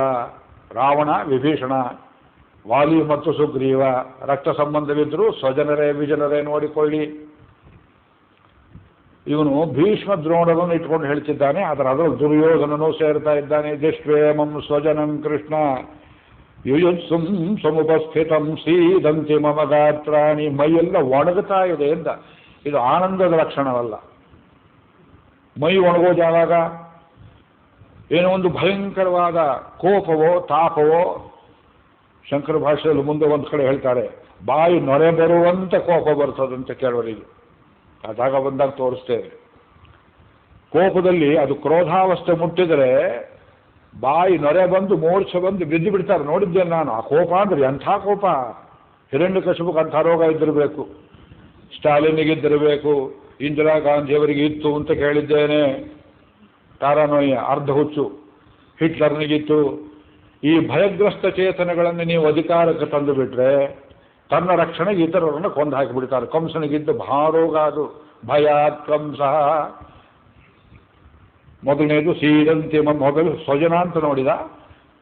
ಸೀರಂತಿ ಮಮ ಗಾತ್ರಾಣಿ. ಗಾತ್ರ ಶಬ್ದ ನಿತ್ಯ ಬಹುವಚನ. ಮೈಯೆಲ್ಲ ಒಣಗುತ್ತಾ ಇದೆ. ಮುಖಂಚ ಪರಿಶುಷ್ಯತಿ. ಇದು ಮಾರೀಚನಿಗಾದದ್ದು. ರಾಮನನ್ನು ನೋಡಿ ಉಂಟಾದ ಒಂದು ಹಿಂಸೆ. ವೇಪತುಶ್ಚ ಶರೀರೇ ಮೇ. ಮೈಯೆಲ್ಲ ಬೆವರ್ತಾ ಇದೆ. ರೋಮಹರ್ಷಶ್ಚ ಜಾಯತೆ. ಆನಂದದಿಂದ ಬರುವಂಥ ರೋಮಹರ್ಷವಲ್ಲ, ಇದು ಭಯದಿಂದ ಬರುವಂತಹದ್ದು. ಪರೀಕ್ಷೆ ಓದ್ದೇ ಹುಡುಗರಿಗೆ ಕ್ವಶನ್ ಪೇಪರ್ ಕೊಟ್ಟರೆ ಆಗ್ತದಲ್ಲ. ಗಾಂಡೀವಂ ಸ್ರಂಸತೆ ಹಸ್ತಾತ್. ಛೀ ಅರ್ಜುನ ಅನ್ಬೇಕು. ಕೈಯಿಂದ ಬಿಲ್ಲು ಜಾರ್ತಾ ಇದೆ ಗಾಂಡೀವ ಅಂತಾನೆ ಹೇಳಿ ಗಾಂಡೀವಂ ಸ್ರಂಸತೆ ಹಸ್ತಾತ್ ತ್ವಕ್ಚೈವ ಪರಿದಶ್ಯತೆ, ಮೈ ಸುಡ್ತಾ ಇದೆ. ನಚ ಶಕ್ನೋಮಿ ಅವಸ್ಥಾತಂ, ಒಂದು ಕಡೆ ನಿಂತುಕೊಳ್ಳೋಕ್ಕೂ ನನಗಾಗ್ತಾ ಇಲ್ಲ. ಹೀಗೆ ಹಾಗೆ ಕಾಲು ಬದಲಾಯಿಸ್ತಾ ಇರಬೇಕು. ಮನಸ್ಸು ಚಂಚಲವಾಗಿ ಎಲ್ಲಿ ಎಲ್ಲಿ ಏನೋ ಅಂದರೆ ನೀವು ಕೂತ ಕಡೆ ಮನಸ್ಸು ಕೂಡಿಸೋದಿಲ್ಲ, ಕೋಟೆ ಹಾಗೆ ಆಡಿಸುತ್ತೆ ಶರೀರವನ್ನು. ಟ್ರಾಫಿಕ್ ಪೊಲೀಸರಿಗೆ ಆ ರೋಗ ಇದೆ ಅಂತ ತಿಳ್ಕೋಬೇಡಿ. ಅವರು ಕೈ ಕಾಲು ಹೀಗೆ ಮಾಡ್ತಾರೆ, ಅವ್ರು ಸಾವಧಾನವಾಗಿ ಮಾಡ್ತಾರೆ. ಭಗವಂತನ ಅಪ್ಪಣೆಯಂತೆ ಆಕ್ಸಿಡೆಂಟ್ ಆಗದೆ ಇರೋರು ನೋಡ್ತಾರೆ, ಅವರಿಗೇನು ವಿಕಾರವಿರೋದಿಲ್ಲ. ಮನಸ್ಸು ವಿಕಾರವಾದ ಸೈಕಾಲಜಿ ಫ್ರಾಯ್ಡ್ ಹೇಳ್ತಾನೆ, ಅದು ಇಲ್ಲಿಂದಲ್ಲಿ ಅಲ್ಲಿಂದಿಲ್ಲಿ ಶರ್ಪಥ ಹಾಕೋದು, ಸಿಕ್ಕಿದ್ನೆಲ್ಲ ಎಸೆಯುವುದು. ಮನಸ್ಸು ಶರೀರವೇನು ಮಾಡೋ ಪರಿಣಾಮ. ನ ಶಕ್ನೋಮಿ ಅವಸ್ಥಾತುಂ ಭ್ರಮತೀವ ತಮೇ ಮನಃ, ಮನಸ್ಸಿಗೆ ಭ್ರಮೆ ಹಿಡಿದು ಬಿಟ್ಟಿದೆ. ಭ್ರಮೆ ಒಪ್ಕೊಂಡ ನೋಡಿ. ಭ್ರಮೆ ಅಂದ್ರೇನು? ಸುತ್ತುವುದು. ಮನಸ್ಸು ಸುತ್ತುವುದಂದ್ರೇನು? ಸುಮ್ಮನೆ ಗರಗರಗರ ಗಿರಿಗಿಟ್ಲೆ ತಿರುಗಿದ್ರೆ ಕಣ್ಣು ಹೇಗೆ ಏನು ನೋಡಿದ್ರು ಬಿಲ್ಡಿಂಗ್ ಎಲ್ಲ ಆಕಾಶದಲ್ಲಿ ಹಾರುವಂತೆ ಕಾಣ್ತದೆಯೋ, ಈ ಲೋಕ ಯದ್ವಾ ತದ್ವಾ ಕಾಣ್ತಾ ಇದೆ. ಇದಿಷ್ಟು ಒಂದು ರೀತಿಯ ಮನಸ್ಸಿನ ವಿಕಾರ. 31ನೇ ಶ್ಲೋಕದಲ್ಲಿ 2ನೇ ರೀತಿಯ ಲಕ್ಷಣಗಳನ್ನು ಹೇಳ್ತಾರೆ. ನಿಮಿತ್ತಾನಿ ಚ ಪಶ್ಯಾಮಿ ವಿಪರೀತಾನಿ ಕೇಶವ, ಶಕುನಗಳೂ ಸರಿ ಇಲ್ಲ ಅಂತ. ನಿನಗೆ ಶಕುನ ಯಾತಕ್ಕೆ ಹೋಗಬೇಕು? ನಿನ್ನ ಮನಸ್ಸು ಏನಿದೆ ಅದನ್ನು ಹೇಳು. ಶಕುನ ಅನ್ನೋದು ಒಂದು ಶಾಸ್ತ್ರ, ಅದು ಸುಳ್ಳಲ್ಲ. ಮೈಸೂರು ವಾಸುದೇವಾಚಾರ್ಯರು ಅಂತಿದ್ರು, ದೊಡ್ಡ ಸಂಗೀತಗಾರರು. ಅವ್ರ ಚರಿತ್ರೆಯಲ್ಲಿ ಅವ್ರ ಮೊಮ್ಮಕ್ಕಳು ಕೃಷ್ಣಮೂರ್ತಿ ಬರೆದಿದ್ದಾರೆ. ಒಳ್ಳೆಯ ಶಕುನಗಳನ್ನು ತಾವೇ ಸೃಷ್ಟಿ ಮಾಡಿಕೊಂಡು ಹೋಗ್ತಿದ್ರಂತೆ. ಅರಮನೆಗೆ ಹೋಗಬೇಕು, ಮಹಾರಾಜರ ಕೈಲಿ ಬೈಗಳ ಕೇಳಬಾರದು. ಸೊಸೆಯನ್ನು ಕರೆದಮ್ಮ ಲಕ್ಷಣವಾಗಿ ಕುಂಕುಮ ಇಟ್ಕೊಂಡು ತಲೆಗೆಲೆ ಬಾಚಿಕೊಂಡು ಹೂ ಮುಡ್ಕೊಂಡು ನಾ ಮನೆ ಹೊರಡುವಷ್ಟರಲ್ಲಿ ಎದುರುಗಡೆಯಿಂದ ಸ್ವಲ್ಪ ದೂರವ, ಒಳ್ಳೆಯ ಶಕುನವಾಗಲಿ. ಇದು ಸಿಸೇರಿಯನ್ ಆಪರೇಷನ್ ಇದ್ದ ಹಾಗೆ, ನಕ್ಷತ್ರ ನೋಡಿ ಮಗು ಹುಟ್ಟೋ ಹಾಗೆ. ತಪ್ಪಿಲ್ಲ, ಆದರೆ ಅವ್ರಿಗೆ ಶಕುನಗಳು ತುಂಬ ನಂಬಿಕೆ ಇತ್ತು. ಬೆಕ್ಕಿ ಕಡೆಯಿಂದ ಹೋಗೋದು, ಕಾಗೆ ತಲೆಗೆ ಬಡಿಯೋದು, ಅಪಸ್ವರಗಳನ್ನು ಕೇಳುವುದು, ಕೈಯಿಂದ ಕುಂಕುಮದ ಬಟ್ಲ ಕೆಳಗೆ ಬೀಳುವುದು, ಎಣ್ಣೆ ಚೆಲ್ಲುವುದು ಮೂಢನಂಬಿಕೆ ಅಂತ ಹೇಳ್ತಾರೆ. ಮೂಢನಂಬಿಕೆ ಅನ್ನೋದು ಒಂದು ಮೂಢನಂಬಿಕೆ ಅಂತ ಗೊತ್ತಿಲ್ಲ ಅನೇಕರಿಗೆ. ನಿಮಿತ್ತಾನಿ ಚ ಪಶ್ಯಾಮಿ ವಿಪರೀತಾನಿ ಕೇಶವ, ಸಿದ್ಧಾಂತ ಮಾಡಿಬಿಟ್ಟ ಮೂರ್ಖ ಶಿಖಾಮಣಿ. ನ ಚ ಶ್ರೇಯೋನು ಪಶ್ಯಾಮಿ, ಎಲೆಯಲ ಶ್ರೇಯಸ್ಸು ಅನ್ನುವುದು ಮೋಕ್ಷ ಪರ್ಯಾಯ, ಮೋಕ್ಷ ಶಬ್ದಕ್ಕೆ ಸಮಾನವಾದ ಶಬ್ದ. ಶ್ರೇಯಸ್ಸು ಪ್ರೇಯಸ್ಸು ಬೇರೆ. ಕಠೋಪನಿಷತ್ತಲ್ಲಿ ಯಮಧರ್ಮ ನಿಚಿಕೇತನ ಹೇಳ್ತಾನೆ, ಶ್ರೇಯಶ್ಚ ಪ್ರೇಯಶ್ಚ. ಇದು ಹೇಗೆ ವಿಷೂಚಿ ಉತ್ತರ ದಕ್ಷಿಣ ಧ್ರುವ ಇದ್ದ ಹಾಗೆ. ಪ್ರಿಯವಾದದ್ದು ಮಂಗಳಕರವಾಗಿಲ್ಲದೆ ಇರ್ಬೋದು, ಮಂಗಳಕರವಾದದ್ದು ಪ್ರಿಯವಾಗಿಲ್ಲದೆ ಇರ್ಬೋದು. ವೇದ ಅಂತ ಹೇಳಿದ್ರೆ ಬೋರ್ ಆಗುತ್ತೆ ಕೆಲವರಿಗೆ. ಅದು ಶ್ರೇಯಸ್ಸು ಪ್ರಿಯವಿಲ್ಲದೆ ಇರ್ಬೋದು. ಪ್ರಿಯವಾದದ್ದನ್ನೇ ಹೇಳಿದರೆ ಅಬದ್ಧವಾದ ಕಥೆಗಳನ್ನು, ಅದು ಮೋಕ್ಷಕ್ಕೆ ಹೋಗೋದಿಲ್ಲ. ಅರ್ಜುನ ಅಲ್ಲಿ ಉಪಯೋಗ ಮಾಡಬಾರದ ಶಬ್ದವನ್ನು ಹೇಳ್ತು. ಬಹಳ ದೊಡ್ಡ ದೊಡ್ಡ ಶಬ್ದ ಹಾಕಿಬಿಡ್ತಾರೆ ಕೆಲವರು ಕನ್ಫ್ಯೂಸ್ ಮಾಡುವುದಕ್ಕೆ, ನಮಗೆ ಗೊತ್ತಿದೆ ಅಂತ ಹೇಳಿ. ಅದು ಪಾಂಡಿತ್ಯದ ವಿಜೃಂಭಣೆಯೂ ಅಲ್ಲ, ಅಜ್ಞಾನದ ವಿಜೃಂಭಣೆ ಅನ್ನೋದಕ್ಕಿಂತ ಅದು ದೌರ್ಬಲ್ಯದ ಪ್ರಕಟಣೆ. ಅದು ಎಲ್ಲಿ ಯಾವ ಶಬ್ದ ಹಾಕಬೇಕು ಅನ್ನೋ ವಿವೇಕ ಮನಸ್ಸಮಾಧಾನದಲ್ಲಿದ್ದರೆ, ಸಂಸ್ಕಾರದಲ್ಲಿದ್ದರೆ ಬರ್ತದೆ. ನಚಶ್ರೇಯೋ ಅನುಪಶ್ಯಾಮಿ, ಅನುಪಶ್ಯಾಮಿ, ನಾನು ನೋಡ್ತಾನೇ ಇದ್ದೇನೆ ದುರ್ಬೀರ್ ಹಾಕ್ಕೊಂಡು, ಖಂಡಿತ ನನಗೆ ಒಳ್ಳೇದಾಗೋದಿಲ್ಲ, ಮೋಕ್ಷ ಆಗೋದಿಲ್ಲ. ಯಾತ್ರಿಂದ ಹತ್ವಾ ಸ್ವಜನಮಾಹವೇ, 2ನೇ ಸಲ ಬಂತು ಸ್ವಜನ. ಸ್ವಜನರನ್ನು ಕೊಂದ್ರೆ ಒಳ್ಳೇದಾಗೋದಿಲ್ಲ. ಕೃಷ್ಣ ಕೈ ಕಟ್ಕೊಂಡು ಕೇಳ್ತಿದ್ದಾನೆ, ಹೇಳು ಹೇಳು, ಅಬದ್ಧಕ್ಕೆ ಅಪ್ಪಣಿಯೇ, ಬಾಯಿಗೆ ಬಂದಿದ್ದೆಲ್ಲ ಮೊದಲು ಹೇಳು, ಆಮೇಲೆ ಮುಗಿಸ್ತೇನೆ. ನಿಹತ್ಯಧಾರ್ತರಾಷ್ಟ್ರಾನ್ನ ಕಾ ಪ್ರೀತಿಸ್ಯ ಜನಾರ್ದನ, ಈ ಧೃತರಾಷ್ಟ್ರನ ಮಕ್ಕಳನ್ನು ಕೊಂದದ್ರಿಂದ ನಮಗೇನು ಪ್ರೀತಿ ಆಗ್ತದೆ ಎಂದ. ಮತ್ತೆ ಯುದ್ಧಕ್ಕೆ ಯಾಕೆ ಬಂದ? ಅಹಂ ಕೃಷ್ಣ ರಣೋತ್ಸವ. ಒಂದು ಜಂಬೂ ಫಲದ ಕಥೆ ಹೇಳ್ತಾರೆ ವನಪರ್ವದಲ್ಲಿ. ಕಣ್ವಾಶ್ರಮದಲ್ಲಿ ಒಂದು ನೇರಳೆ ಹಣ್ಣು 2 ಆಳು ಎತ್ತರಕ್ಕಿತ್ತು ಮರದಲ್ಲಿ, ವರ್ಷಕ್ಕೆ ಒಂದೇ ಹಣ್ಣು ಬಿಡ್ತಿತ್ತು. ಆ ಹಣ್ಣನ್ನು ಭೀಮಸೇನ ಅದು ಯಾವುದು ಅಂತ ತಿಳಿಯದೆ ತಂದುಬಿಟ್ಟ. ವರ್ಷಕ್ಕೆ ಒಂದೇ ಹಣ್ಣು ತಿಂತಿರು. ಇದು ಪ್ರಕ್ಷಿಪ್ತ ಅಂತ ಹೇಳ್ತಾರೆ ಕೆಲವರು. ಮೂಲ ಭಾರತದಲ್ಲಿಲ್ಲ, ಕುಮಾರವ್ಯಾಸ ಭಾರತದಲ್ಲಿ ಇದೆ, ಸಂಸ್ಕೃತದಲ್ಲಿ ದಾಕ್ಷಿಣಾತ್ಯ ಪಾಠದಲ್ಲಿದೆ. ಅದು ಗೋರಖ್ಪುರ್ ಎಡಿಷನ್ನಲ್ಲಿಲ್ಲ ಈ ಕಥೆ, ಆದರೆ ತತ್ವ ಇದೆ ಅದರಲ್ಲಿ. ಆ ಹಣ್ಣು ಕಿತ್ತುಬಿಟ್ಟ, ಬೇಟೆಗೆ ಹೋದ, ಏನು ಸಿಕ್ಕ ಇಷ್ಟು ತಪ್ಪದ ನೇರಳೆ ಹಣ್ಣು. ಅದನ್ನು ತಂದರೆ ನವಮಿರು ಶಿವ ಶಿವ ಅಂದರು. ಅಯ್ಯೋ ಕಣ್ಣು ಮಹರ್ಷಿ, ಒಂದು ವರ್ಷಕ್ಕೆ ಒಂದೇ ಹಣ್ಣು ತಿಂತಿದ್ರು, ತಂದುಬಿಟ್ಟು ಎಲ್ಲೋ ಮಾರಾಯ, ಏನು ಮಾಡಲಿ, ಏನು ಮಾಡೋದು, ಇನ್ನು ವಾಪಸ್ ಅಲ್ಲಿ ಜೋಡಿಸ್ಬೇಕು. ಅವ್ರು ಕಂಡುಬಿಡೋ ಹೊತ್ತಿಗೆ ಕಿತ್ತು ಹೋದ ಹಣ್ಣನ್ನು ಜೋಡಿಸೋದು ಹೇಗೆ ವಾಪಸ್ಸು? ನಿಮ್ಮ ಕೃಷ್ಣ ಇದ್ದಾನಲ್ಲ, ಆಪತ್ತಿದ್ದಾಗಲೆಲ್ಲ ರಕ್ಷಕ. ನಿಮ್ಗೆ ಆಪತ್ತು ಬಂದಾಗಲೆಲ್ಲ ಕೃಷ್ಣನ ಕರೀತೀರಿ. ಕೃಷ್ಣನ್ ಕರಿಬೇಕಾದ್ರೆ ಒಂದು ಆಪತ್ತು ಬರಬೇಕು. ಇದು ಬಂದಿದೆ, ಕರೀರಿ ಎಂದರು. ಕೃಷ್ಣ ಬಂದ. ಕೃಷ್ಣ ಬಿಟ್ಟನೆ ಪಾಂಡವರನ್ನು ಪರೀಕ್ಷೆ ಮಾಡಿದ. ನಿಮ್ಮ ಮನಸ್ಸಿನ ನಿಖರವಾದ ಸಿದ್ಧಾಂತಗಳನ್ನು ಬಾಯಿ ಬಿಟ್ಟು ಹೇಳಬೇಕು. ಒಂದು ಸುಳ್ಳು ಹೇಳಿದ್ರೆ ಹಣ್ಣು ಕೆಳಗೆ ಬಿದ್ದೋಗುತ್ತೆ, ಚೂರಾಗೋಗುತ್ತೆ. ಸತ್ಯಂ ಮಾತಾ ಪಿತಾ ಜ್ಞಾನಂ. ಧರ್ಮರಾಜ ನಾನು ಸತ್ಯವೇ ತಂದೆ, ಸತ್ಯವೇ ನಮ್ಮ ತಾಯಿ ತಂದೆ. ಕೇಳಿದಿರೋ ಇಲ್ವ ಗೋವಿನ ಕಥೆಯಲ್ಲಿ? ವಿಷ್ಣು ಧರ್ಮೋತ್ತರ ಪುರಾಣದ ಕಥೆ ಇದು. ಗೋವಿನ ಕಥೆ ಅನೇಕರಿಗೆ ಗೊತ್ತಿಲ್ಲ. ಅವನು ಅದನ್ನು ಹೇಳ್ದ. ಒಂದು ಆಳು ಎತ್ತರಕ್ಕೆ ಏರು ಬಿಡ್ತು ಮೇಲಕ್ಕೆ ಹಣ್ಣು. ಆಮೇಲೆ ಭೀಮನನ್ನು ಕೇಳಿದ, ಪ್ರಾಣಾವೇವ ಪರಿತ್ಯಜ್ಯ ಮಾನಮೇವಾಭಿರಕ್ಷತು ಅನಿತ್ಯಂ ಮಧುರುವಂ ಪ್ರಾಣಂ ಮಾನಮಾಚಂದ್ರತಾರಕಂ. ಪ್ರಾಣ ಹೋದರೂ ಮಾನ ಕಾಪಾಡ್ಕೋಬೇಕು. ಪ್ರಾಣ ಹೋಗ್ತದೆ. ಸೂರ್ಯಚಂದ್ರ ಇರೋ ತನಕ ಮನುಷ್ಯ ಮಾಡಿದ್ದು ಒಳ್ಳೆ ಕೆಟ್ಟದ್ದು ಮಾನವೆಂಬುದಿರುತ್ತದೆ ಅಂತ ಹೇಳಿದ. ಅವನ ನಿಶ್ಚಯ, ಕನ್ವಿಕ್ಷನ್. ಒಬ್ಬ ಮನುಷ್ಯನ ಇಡೀ ಜೀವನದ ಕನ್ವಿಕ್ಷನ್, ನಂಬಿಕೆ, ಶ್ರದ್ಧೆ ಒಂದು ಮಾತಲ್ಲಿ ಹೇಳಬೇಕು ಅಂತ ಕೃಷ್ಣ ಹೇಳಿದ್ದ. ಸತ್ಯವೇ ನನ್ನ ತಾಯಿ ತಂದೆ ಮೇಲಕ್ಕೆ ಏರಿತು. ಪ್ರಾಣಕ್ಕಿಂತ ಮಾನ ಶ್ರೇಷ್ಠ. ಇನ್ನೊಂದು ಆಳು ಪ್ರಮಾಣ ಮೇಲಕ್ಕೆ ಏರಿತು. ಅರ್ಜುನ ನಿನ್ನ ನಿಶ್ಚಯವೇನೋ? ನೋಡಿ, ಇವತ್ತು ಹೇಳೋ ಮಾತಿಗೆ ವಿಪರೀತವಾದದ್ದನ್ನ ಅದು ನಿಜವಾದ ನಿಶ್ಚಯ ಹೇಳ್ತಾನೆ. ಒಂದು ಜೀವನದಲ್ಲಿ ಯಾರ್ಯಾರಿಗೆ ಯಾವ್ಯಾವುದು ಪ್ರಿಯವಾದದ್ದು. ನಿಮಂತ್ರಣೋತ್ಸವೋ ವಿಪ್ರಾಹ. ಬ್ರಾಹ್ಮಣನಿಗೆ ಇನ್ನೊಬ್ಬರ ಮನೆಯಲ್ಲಿ ಊಟಕ್ಕೆ ಕರೆದಿದ್ದಾರೆ ಅಂದ್ರೆ ಬಹಳ ಪ್ರೀತಿಯಂತೆ. ಹೋಯಿತು ಬ್ರಾಹ್ಮಣರ ಮರ್ಯಾದೆ. ಮನೆ ಊಟಕ್ಕಿಂತ ಇನ್ನೊಬ್ಬರ ಮನೆ ಊಟ ತುಂಬಾ ಚೆನ್ನ. ಅದು ಹೆಂಡತಿಯಲ್ಲಿ ಹೇಳೋ ಹಾಗಿಲ್ಲ. ನಿಮಂತ್ರಣ, ಅದು ಶ್ರಾದ್ದ ನಿಮಂತ್ರಣ ಅಂದ್ರೆ ಮುಗಿದೋಯ್ತು. 28 ಥರ ಅಡಿಗೆ ಮಾಡ್ತಾರೆ. ನಿಮಂತ್ರಣೋತ್ಸವೋ ವಿಪ್ರಾಹ. ಗಾವೋ ನವತೃಣೋತ್ಸವ. ಗೋವುಗಳಿಗೆ ಹಸಿ ಹುಲ್ಲು, ಹೊಸದಾಗಿ ಹುಟ್ಟಿದ ಹುಲ್ಲು. ಎಮ್ಮೆಗೆ ಹಾಗಿಲ್ಲ.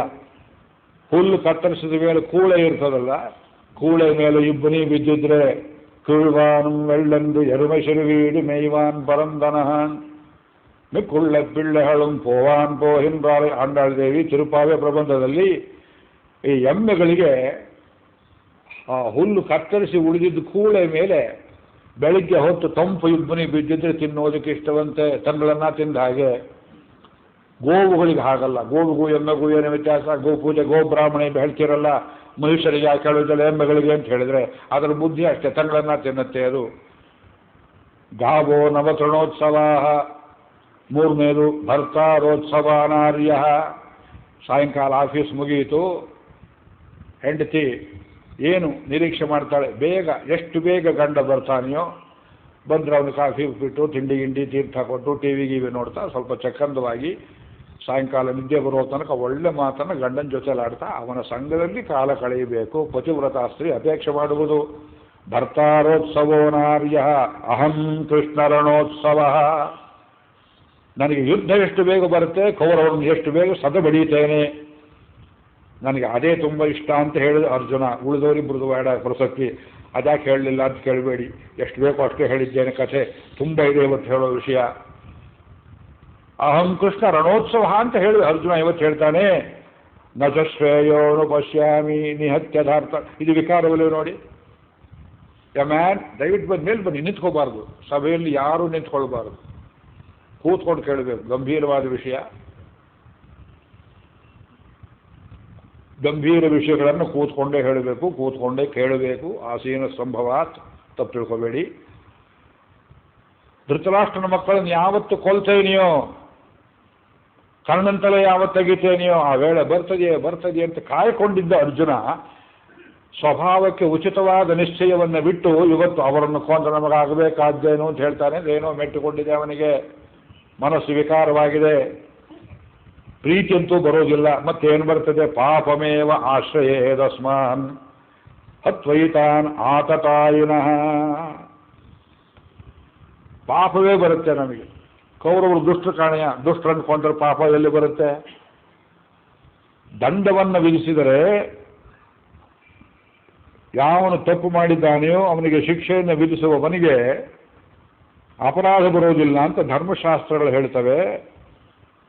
ಇವತ್ತಿಗೂ ಅವತ್ತಿಗೂ ಎಂದೆಂದಿಗೂ ಎಥಿಕ್ಸ್ ನೀತಿಶಾಸ್ತ್ರದಲ್ಲಿ ಅಪರಾಧಿಗೆ ಶಿಕ್ಷೆ ವಿಧಿಸುವವನಿಗೆ ಪಾಪ ಬರುವುದಿಲ್ಲ. ಇಲ್ಲ ಅದಕ್ಕೂ ಪಾಪ ಬರುತ್ತೆ ಅಂತ ಹೇಳೋದಾದ್ರೆ nobody will come forward to become judges and magistrates in court. ಯೋಚನೆ ಮಾಡಿ. ಸೆಷನ್ಸ್ ಕೋರ್ಟ್ ಅಂತಾರೆ, ಕೆಲವು ಕೋರ್ಟ್ಗಳಲ್ಲಿ ಈ ಕ್ರಿಮಿನಲ್ ಕೇಸುಗಳೇ ಬರ್ತವೆ ಎದುರುಗಡೆಯಲ್ಲಿ. ಒಬ್ಬ 10 ಕೊಲೆ ಮಾಡಿರ್ತಾನೆ, ಒಬ್ಬ 20 ಮಾಡಿರ್ತಾನೆ, ಒಬ್ಬ ಬೆಂಕಿ ಇಟ್ಟಿರ್ತಾನೆ, ಒಬ್ಬ ಸಾಮೂಹಿಕ ಕೊಲೆ ಮಾಡಿರ್ತಾನೆ, ವಿಷ ಹಾಕಿರ್ತಾನೆ, ಬಾಂಬ್ ಅದು ಒಂದು ಏರೋಪ್ಲೇನ್ ಹೈಜಾಕ್ ಮಾಡಿರ್ತಾನೆ, ಮಕ್ಕಳಿಗೆ ವಿಷ ಹಾಕಿರ್ತಾನೆ. ಅವನಿಗೆ ಮರಣದಂಡನೆಯನ್ನು ಒಂದು 30 ವರ್ಷದ ಸರ್ವಿಸ್ನಲ್ಲಿ ಒಬ್ಬ ಕ್ರಿಮಿನಲ್ ಜಡ್ಜ್ ದಿನಂಪ್ರತಿ ಒಬ್ಬೊಬ್ಬರಿಗೆ ಮರಣದಂಡನೆ ಕೊಡ್ತಾ ಇದ್ರೆ ಅವನಿಗೆ ಪಾಪ ಬರ್ತದೆಯೇ? ದಯವಿಟ್ಟು ಹೇಳಿ. ನೋಡಿ, ನಿಮಗಿರೋ ಕಾಮನ್ ಸೆನ್ಸ್ ಅರ್ಜುನನಿಗಿಲ್ಲ. ನೀವು ಅರ್ಜುನಿಗಿಂತ ಶ್ರೇಷ್ಠರು. ಯಾಕೆ? You have not been expose to that situation. ಅಂಥದ್ದೊಂದು ಗಂಡಾಂತರ ಸ್ಥಿತಿ ನಿಮಗೆ ಬಂದಿದ್ರೆ ನೀವೇನು ಮಾಡ್ತಿದ್ರಿ? ಅರ್ಜುನನ ಅಪ್ಪನ ಹಾಗೆ ಮಾತಾಡ್ತಿದ್ರು ಅಂತ ನನಗೆ ಗೊತ್ತಿಲ್ಲ. ದ್ರೌಪದಿ ಹೇಳ್ತಾಳೆ, ಪುರುಷಾಣಾಮ ಭಾವೇನ ಸರ್ವಾನಾರ್ಯ ಪತಿವ್ರತಾ. ಅದೇ ಜಂಬೂಫಲದ ಕಥೆಯಲ್ಲಿ ಗಂಡಸರೇ ಲೋಕದಲ್ಲಿ ಇಲ್ದಿದ್ರೆ ಎಲ್ಲ ಸ್ತ್ರೀಯರು ಪತಿವ್ರತೆಯರೇ ಆಗ್ತಿದ್ರು ಅಂತ ಮಾತು. ಏನು ಮಾತಿದು? ಗಂಡಸರು ಇಲ್ಲದೆ ಇದ್ರೆ ಹೆಂಗಸರಲ್ಲಿ ಬರ್ತಿದ್ರು ಅವಾಗ? ಪತಿವ್ರತೆಗೆ ಅರ್ಥವೇನು ಆವಾಗ? ಅದು ದೊಡ್ಡದಲ್ಲ. ಸಿಚುವೇಶನ್ಸ್ ಬರ್ತವೆ. ಬರೋ ಸಿಚುವೇಶನ್ ಸರಿಯಾಗಿ ಅದನ್ನು ಫೇಸ್ ಮಾಡಬೇಕು. ಕರ್ತವ್ಯ ಅನ್ನೋದು ಕ್ರೂರವಾಗಿರ್ಬೋದು, ಕರ್ತವ್ಯ ಅನ್ನೋದು ಪ್ರೀತಿಕರವಾಗಿರ್ಬೋದು. ಪ್ರೀತಿಯೋ ಅಪ್ರೀತಿಯೋ ಕರ್ತವ್ಯವೇ. ನೇಣು ಹಾಕುವವನಿಗೆ ಆ ಸ್ಪೆಷಲ್ ಟ್ರೈನಿಂಗ್ ಕೊಟ್ಟಿರ್ತಾರೆ, ಹ್ಯಾಂಗ್ಮನ್ ಅಂತಿರ್ತಾರೆ ನೋಡಿ. ಎಲ್ಲೋ ಪಂಜಾಬ್ದಲ್ಲಿ ಒಬ್ಬ ಇದ್ದಾನೆ ಮುದುಕ, ಬಹಳ ಅಚ್ಚುಕಟ್ಟಾಗಿ ಮಾಡ್ತಾನಂತೆ ಅವನ ಕೆಲಸ. ಸಮೀಪದಲ್ಲಿ ಒಬ್ಬರು ನೇಣು ಹಾಕ್ಬೇಕು, ಅವನಿಗೆಲ್ಲ ಟೀ ಅಡಿಯ ಕೊಟ್ಟು ಕರೆಸಿ ಏನು ರಾಜಮರ್ಯಾದೆ. ಯಾಕೆಂದರೆ ಕೋರ್ಟ್ ಆರ್ಡರ್ ಹೇಗಿರುತ್ತೆ, ಒಬ್ಬನಿಗೆ ನೇಣು ಹಾಕಬೇಕಾದ್ರೆ he should be hanged until death ಅಂತ.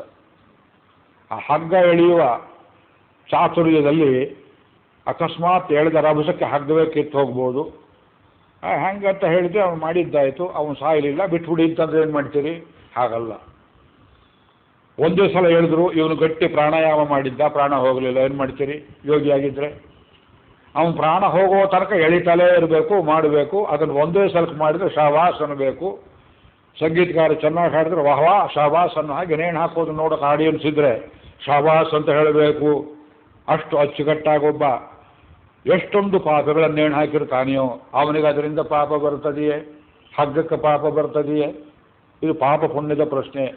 ಮೊದಲನೇ ಅಧ್ಯಾಯದ ಅರ್ಜುನನ ಪ್ರಶ್ನೆ ಎಲ್ಲ ಪಾಪ ಪುಣ್ಯದ ಪ್ರಶ್ನೆ.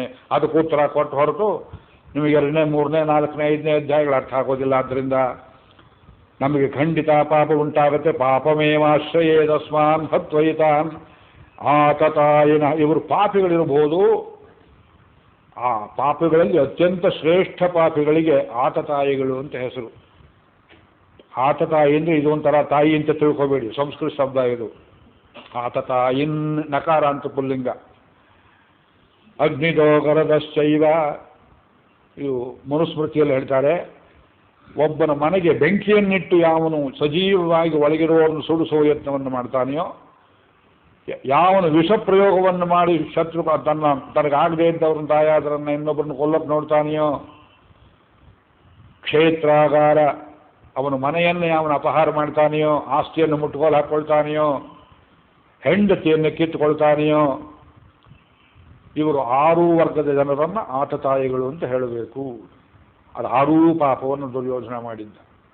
ಅಗ್ನಿದಹ ಅರಗಿನ ಮನೆ ನೋಡ್ಕೊಳ್ಳಿ, ಗರದಹ ಭೀಮನಿಗೆ ವಿಷ ಹಾಕಿದ್ದ ನೋಡಿಕೊಳ್ಳಿ, ಪಾಂಡವರ ಭೂಮಿಯನ್ನು ಕಿತ್ತುಕೊಂಡಿದ್ದ, ಪಾಂಡವರ ಹೆಂಡತಿಯ ಮರ್ಯಾದೆಗೆ ಕೈ ಹಾಕಿದ, ತನ್ನ ಪುರುಷಾರ್ಥವನ್ನು ಸಭೆಯಲ್ಲಿ ಭೀಷ್ಮದ್ರೋಣದ ಎದುರಿಗೆ ಬಿಚ್ಚಿ ತೋರಿಸಿ ನಿನ್ನ ಗಂಡಂದ್ರಿಗಿಂತ ಪೌರುಷ ಇಲ್ಲ, ನಾನು ತೊಡೆ ಮೇಲೆ ಕೂತುಕೋ ಅಂತ ಹೇಳಿದ.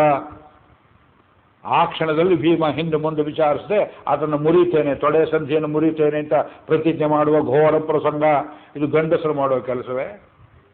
ಇಂಥ ಪಾಪಿ ಇರಬಹುದು. ಆತ ಅವನನ್ನು ಕೊಂದ್ರೆ ನನಗೆ ಪಾಪ ಬರುತ್ತೆ, ಪಾಪಿಯನ್ನು ಕೊಂದರೆ ಅವನಿಗೆ ಶಿಕ್ಷೆ ಕೊಟ್ಟರೆ ನನಗೆ ಮೋಕ್ಷ ಅಲ್ಲ, ನನಗೆ ಪಾಪ ಬರುತ್ತೆ. ಆದ್ದರಿಂದ ತಸ್ಮಾನ್ನಾರ್ಹ ವಯಂ ಹಂತುಂ. ವಯಂ ಅಂದ ಬಹುವಚನ, ಅಹಂ ಅಂತ ಹೇಳಲಿಲ್ಲ. ನಾವು ಅಂತ ಹೇಳೋರು ಯಾರು? ಸಾಮಾನ್ಯವಾಗಿ ಮಹಾರಾಜರು, ಜಯಚಾಮರಾಜ ಒಡೆಯರು. ನಾವು ಹೃತ್ಪೂರ್ವಕವಾಗಿ ತಮ್ಮನ್ನು ಹರಸುತ್ತೇವೆ. Royal plural. ಪತ್ರಿಕೆಗಳಲ್ಲಿ ಎಡಿಟೋರಿಯಲ್ ಬರೀತಾರೆ ವಿ ಅಂತ, ರಾಯಲ್ ಪ್ಲೂರಲ್. ಆಗ್ಬೋದು. ಮಠಾಧಿಪತಿಗಳು ಹೇಳ್ತಾರೆ ನಾವು ನಿಮ್ಮನ್ನು ತುಂಬ ಹರಿಸ್ತಾ ಇದ್ದೇವೆ, ಅದು ಸ್ಪಿರಿಚುವಲ್ ಪ್ಲೂರಲ್, ಕೊನೆಯದೊಂದು ಪ್ಲೂರಲ್, ಫೂಲ್ಸ್ ಪ್ಲೂರಲ್. ದಡ್ಡರು ಹೇಳ್ತಾರೆ ತಮ್ಮನ್ನ ನಾವು ನಾವು ಅಂತಲೇ ಹೇಳ್ತಾರೆ, ನಾನು ಬರೋದಿಲ್ಲ ಅವ್ರ ಬಾಯಲ್ಲಿ. ತಸ್ಮಾನ್ನಾರ್ಹ ವಯಂ ಹಂತಂ, ಹಾಗೆ ಯಾರನ್ನ ಸ್ವಜನಂ ಧಾರ್ತರಾಷ್ಟ್ರಾನ್ ಸ್ವಬಾಂಧವಾನ್ ಸ್ವಜನಂ ಹಿ ಕಥಂ ಹತ್ವ, 5 ಸಲ ಬಂತು ಸ್ವಜನ ಶಬ್ದ. ಇದು ದೊಡ್ಡ ರೋಗ. ಇದು ಕಥಂ ಸುಖಿನ ಸ್ಯಾವ ಮಾಧವ, ಸ್ವಜನರನ್ನ ಕೊಂದು ಸುಖ ಹೇಗೆ ಬರ್ತದೆ ಅಂತ 2 ಪಾಯಿಂಟ್ ಆಯಿತು. ಸ್ವಜನರು ಅಂತ ಒಂದು, ಅವರು ಪಾಪ ಮಾಡಿರ್ಬೋದು, ಅವ್ರನ್ನ ಕೊಂದ್ರೆ ನಮಗೆ ಪಾಪ ಬರುತ್ತೆ, 2ನೇ ಪಾಯಿಂಟು. ಈಗ ಮುಂದಕ್ಕೆ ದಡ ದಡ ದಡ ಆರ್ಗ್ಯುಮೆಂಟ್ಸ್ ಆಗಿ ಹೇಳ್ತಾರೆ ನೋಡಿ. ಯದ್ಯಪ್ಯೇತೇನ ಪಶ್ಯಂತಿ ಲೋಭೋಪಹತ ಚೇತಸಃ, ಈ ಕೌರವರು ಲೋಭದಿಂದ ಮನಸ್ಸು ಕೆಟ್ಟು ನಮ್ಮ ರಾಜ್ಯ ಕಿತ್ಕೋಬೇಕು ಅಂತ ಇಷ್ಟೊಂದು ಯತ್ನ 13 ವರ್ಷ ಮಾಡಿ ಊರ್ಜಿತ ಆಗಿದ್ರು, ಅವರಿಗೆ ಬುದ್ಧಿ ನೆಟ್ಟಿಗಿಲ್ದಿದ್ರು. ನಾವು ಅವ್ರ ಗೇಡಿಗೆ ಇಳಿದು ಅವ್ರ ಜೊತೆ ಯುದ್ಧ ಮಾಡಿದರೆ ಆತ್ಯಂತಿಕ ಪರಿಣಾಮ ಜಗಳ. ಅವರೇ ಶುರು ಮಾಡಿರಲಿ, ನಾವೇ ಶುರು ಮಾಡಿರಲಿ. ಕುಲಕ್ಷಯ ಕೃತಂ ದೋಷಂ ಮಿತ್ರದ್ರೋಹೇ ಚಪಾತಕಂ, ಕುಲ ಹಾಳಾಗಿ ಹೋಗುತ್ತೆ, ಕುಲಕ್ಷಯವಾಗುತ್ತೆ. It does not matter who starts the war. The man who is drawn into the war must also observe the war. Do you agree? Pakistan ನಿಮ್ಮನ್ನು ಜಗಳಕ್ಕೆ ಎಳಿಬಹುದು, ಕಾಶ್ಮೀರವನ್ನು ಕಿತ್ತುಕೊಂಡು ಹಿಂದೂಗಳನ್ನು ನಿರ್ವಾಸಿತರು ಮಾಡಿರಬಹುದು. ನಾವು ಅವರಿಗೆ ಕಾಶ್ಮೀರವನ್ನು ಬೆಳ್ಳಿ ತಟ್ಟೆ ಮೇಲಿಟ್ಟು ಶಾಲು ಹೊದಿಸಿ ಕೊಡಬೇಕು.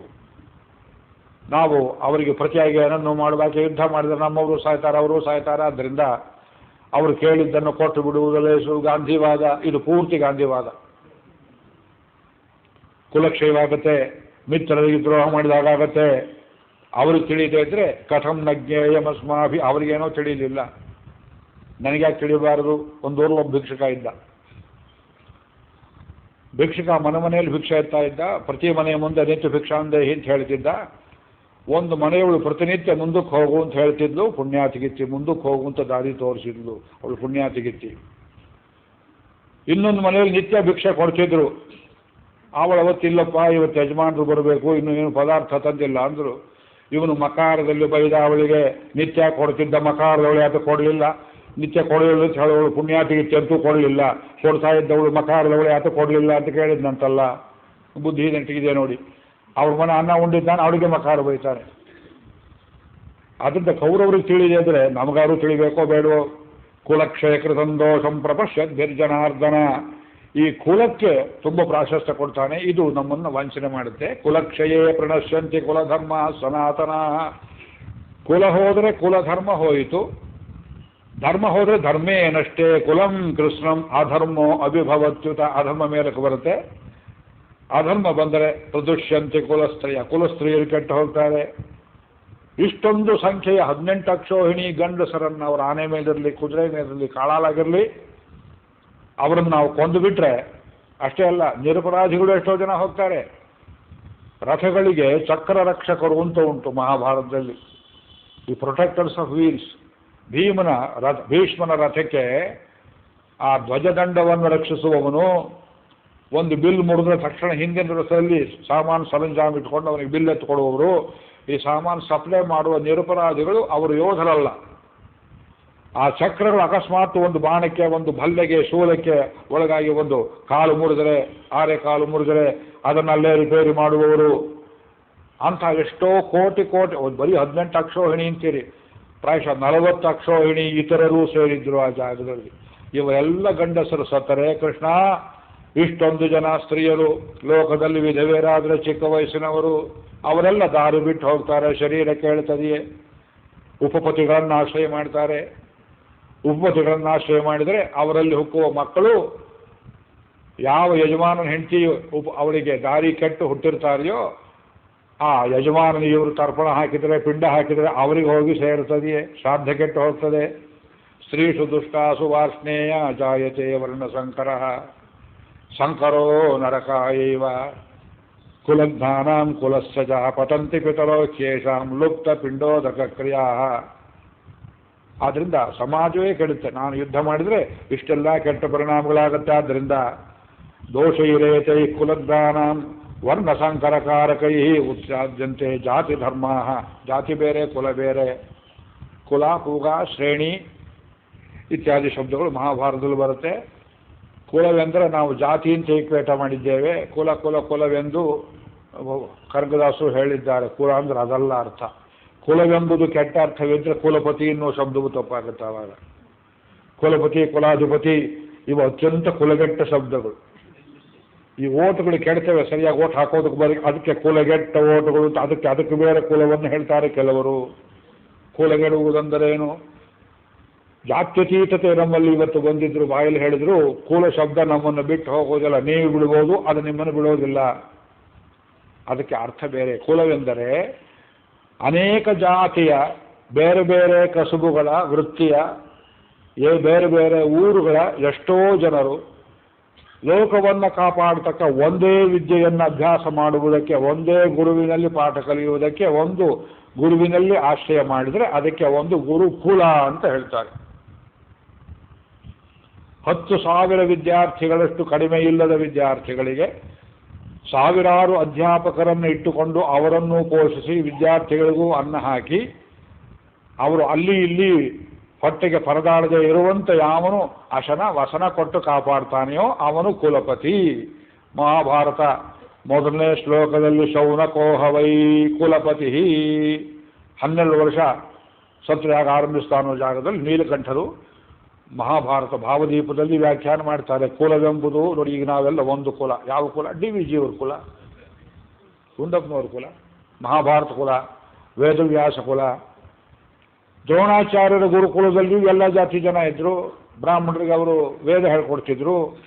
ವಾಲ್ಮೀಕಿ ಒಂದು ಕುಲಪತಿ. ವಾಲ್ಮೀಕಿ ಬರೀ ಬೇಡರು ಹುತ್ತದಲ್ಲಿ ಬೆಳೆದು ತಪ್ಪು ತಿಳ್ಕೋಬೇಡಿ. ಅವರು ತ್ರೇತಾಯುಗದ ವೇದವ್ಯಾಸರು. 28 ವೇದವ್ಯಾಸರಲ್ಲಿ ವಾಲ್ಮೀಕಿ ಒಬ್ಬರು, ಆಮೇಲೆ ಪರಾಶರರೊಬ್ಬರು ಅಪ್ಡೇಟ್ ಮಾಡ್ತಿದ್ರು. ಇದು ಋಗ್ವೇದ, ಇದು ಯಜುರ್ವೇದ. ಇದನ್ನೆಲ್ಲ ಕ್ರೋಢೀಕರಣ ಮಾಡಿ ಎಲ್ಲೆಲ್ಲಿ ಯಾರ್ಯಾರು ಪ್ರತ್ಯಕ್ಷವಾಯಿತು ಒಂದು ಕಡೆ ಸೇರಿಸಿ ಕೊಡ್ತಾ ಇದ್ದ ಕೆಲಸವಾದ್ದರಿಂದ ವಾಲ್ಮೀಕಿ ಆಶ್ರಮದಲ್ಲಿ ನಿರಾಶ್ರಿತರಾದ ಸ್ತ್ರೀಯರಿಗೂ ಅವಕಾಶವಿತ್ತು. ಸಣ್ಣ ಹುಡುಗರಿಗೂ, ಬ್ರಾಹ್ಮಣರಿಗೆ, ಕ್ಷತ್ರಿಯರಿಗೆ, ವೈಶ್ಯರಿಗೆ ಅವರವರ ವೃತ್ತಿಗೆ ಉಚಿತವಾದ ವಿದ್ಯೆಗಳನ್ನು ಕಲಿಸ್ತಾ ಇದ್ರು. ತಕ್ಕಡಿ ಅಂದ್ರೇನು, ವ್ಯಾಪಾರ ಅಂದ್ರೇನು, ಎಲ್ಲಿಂದ ತರಬೇಕು, ಸಾಮಾನು ಸರಂಜಾಮು, ಲಾಭ ಏನು, ನಷ್ಟ ಏನು, ಈ ವೈಶ್ಯರು ಕಲಿಸ್ತಿದ್ರು. ಕುದುರೆ ಹತ್ತೋದು, ಆನೆ ಹತ್ತೋದು, ಕುದುರೆ ಪಳಗಿಸೋದು, ಆನೆಯನ್ನು ಪಳಗಿಸೋದು, ಶಸ್ತ್ರವಿದ್ಯೆ, ಶಸ್ತ್ರ ತಯಾರು ಮಾಡೋದು, ಬ್ರಹ್ಮವಿದ್ಯೆ ಬ್ರಾಹ್ಮಣರಿಗೆ ಗುರುಕುಲಗಳಲ್ಲಿ ಎಲ್ಲ ವಿದ್ಯೆಯನ್ನು ಕಲಿಸ್ತಾ ಇದ್ದರು. ಈಗ ಆ ಗುರುಕುಲ ಇವತ್ತು ನೋಡಿ, ಫ್ರೆಂಚ್ ಭಾಷೆ ಕಲಿಸ್ತಾರೆ, ಇಂಗ್ಲೀಷ್ ಕಲಿಸ್ತಾರೆ, ಸೈನ್ಸ್ ಕಲಿಸ್ತಾರೆ, ಮತ್ತೊಂದು ಆರ್ಟ್ಸ್ ಕಲಿಸ್ತಾರೆ, ಕಾಮರ್ಸ್ ಕಲಿಸ್ತಾರೆ. ಅದೇ ಕಾನ್ಸೆಪ್ಟ್ ನೀವು ಯೂನಿವರ್ಸಿಟಿ ಶಬ್ದ ಹೇಳ್ತೀವಿ. ಯೂನಿವರ್ಸಾಲಿಟಿ, ವಿಶ್ವದಲ್ಲಿರೋ ಎಲ್ಲರಿಗೂ ನೀವು ಅವಕಾಶ ಕೊಡಬೇಕು, ಡಿಬಾರ್ ಮಾಡಬಾರ್ದು. ಹೊರಗಿಂದ ಬಂದವರಿಗೆ ಹೆಚ್ಚು ದುಬಾರಿ CET, ಅಲ್ಲಿಂದ ಬಂದವರು CET, ಇಲ್ಲಿದ್ದವರು CAT ಮಾಡುವುದೇ ನೋಡಿ. ವಿದ್ಯೆಯಲ್ಲಿ ತಾರತಮ್ಯ ಮಾಡ್ತಾ ಕೂತಿದ್ದೀರಿ, ವ್ಯಾಪಾರದ ಕೆಲಸ ಮಾಡ್ತಿದ್ದೀರಿ, ವಿದ್ಯೆ ಹೆಸರಲ್ಲಿ ನಾಚಿಕೆ ಆಗೋದಿಲ್ಲ. ಆ ಕುಲಪತಿ ಕುಲಗೆಟ್ಟ ಶಬ್ದ. ಆದ್ದರಿಂದ ಕುಲವೆಂಬುದು ಒಂದು ಸಮೂಹವನ್ನು ಕುರಿತು ಹೇಳುತ್ತೆ, ಜಾತಿಯನ್ನು ಹೇಳೋದಿಲ್ಲ. ಕುಲವೇ ಹೋಗಿಬಿಟ್ರೆ ಒಂದು ಜಮದಗ್ನಿ ಕುಲವನ್ನೇ ನಾಶ ಮಾಡಿದ ಕಾರ್ತವೀರ್ಯಾರ್ಜುನ. ಅದರಿಂದ ಏನು ಕೆಟ್ಟ ಪರಿಣಾಮ ಆಯಿತು? ಪರಶುರಾಮರು ಸೇಡನ್ನು ತೀರಿಸಿಕೊಂಡ್ರು, ಮತ್ತೆ ಗುರುಕುಲ ಸ್ಥಾಪನೆ ಮಾಡಿದರು. ತಕ್ಷಶಿಲೆಯಲ್ಲಿ ಗುರುಕುಲವಿತ್ತು. ನವನಂದರು ಉದ್ದಂಡರಾಗಿದ್ದರು.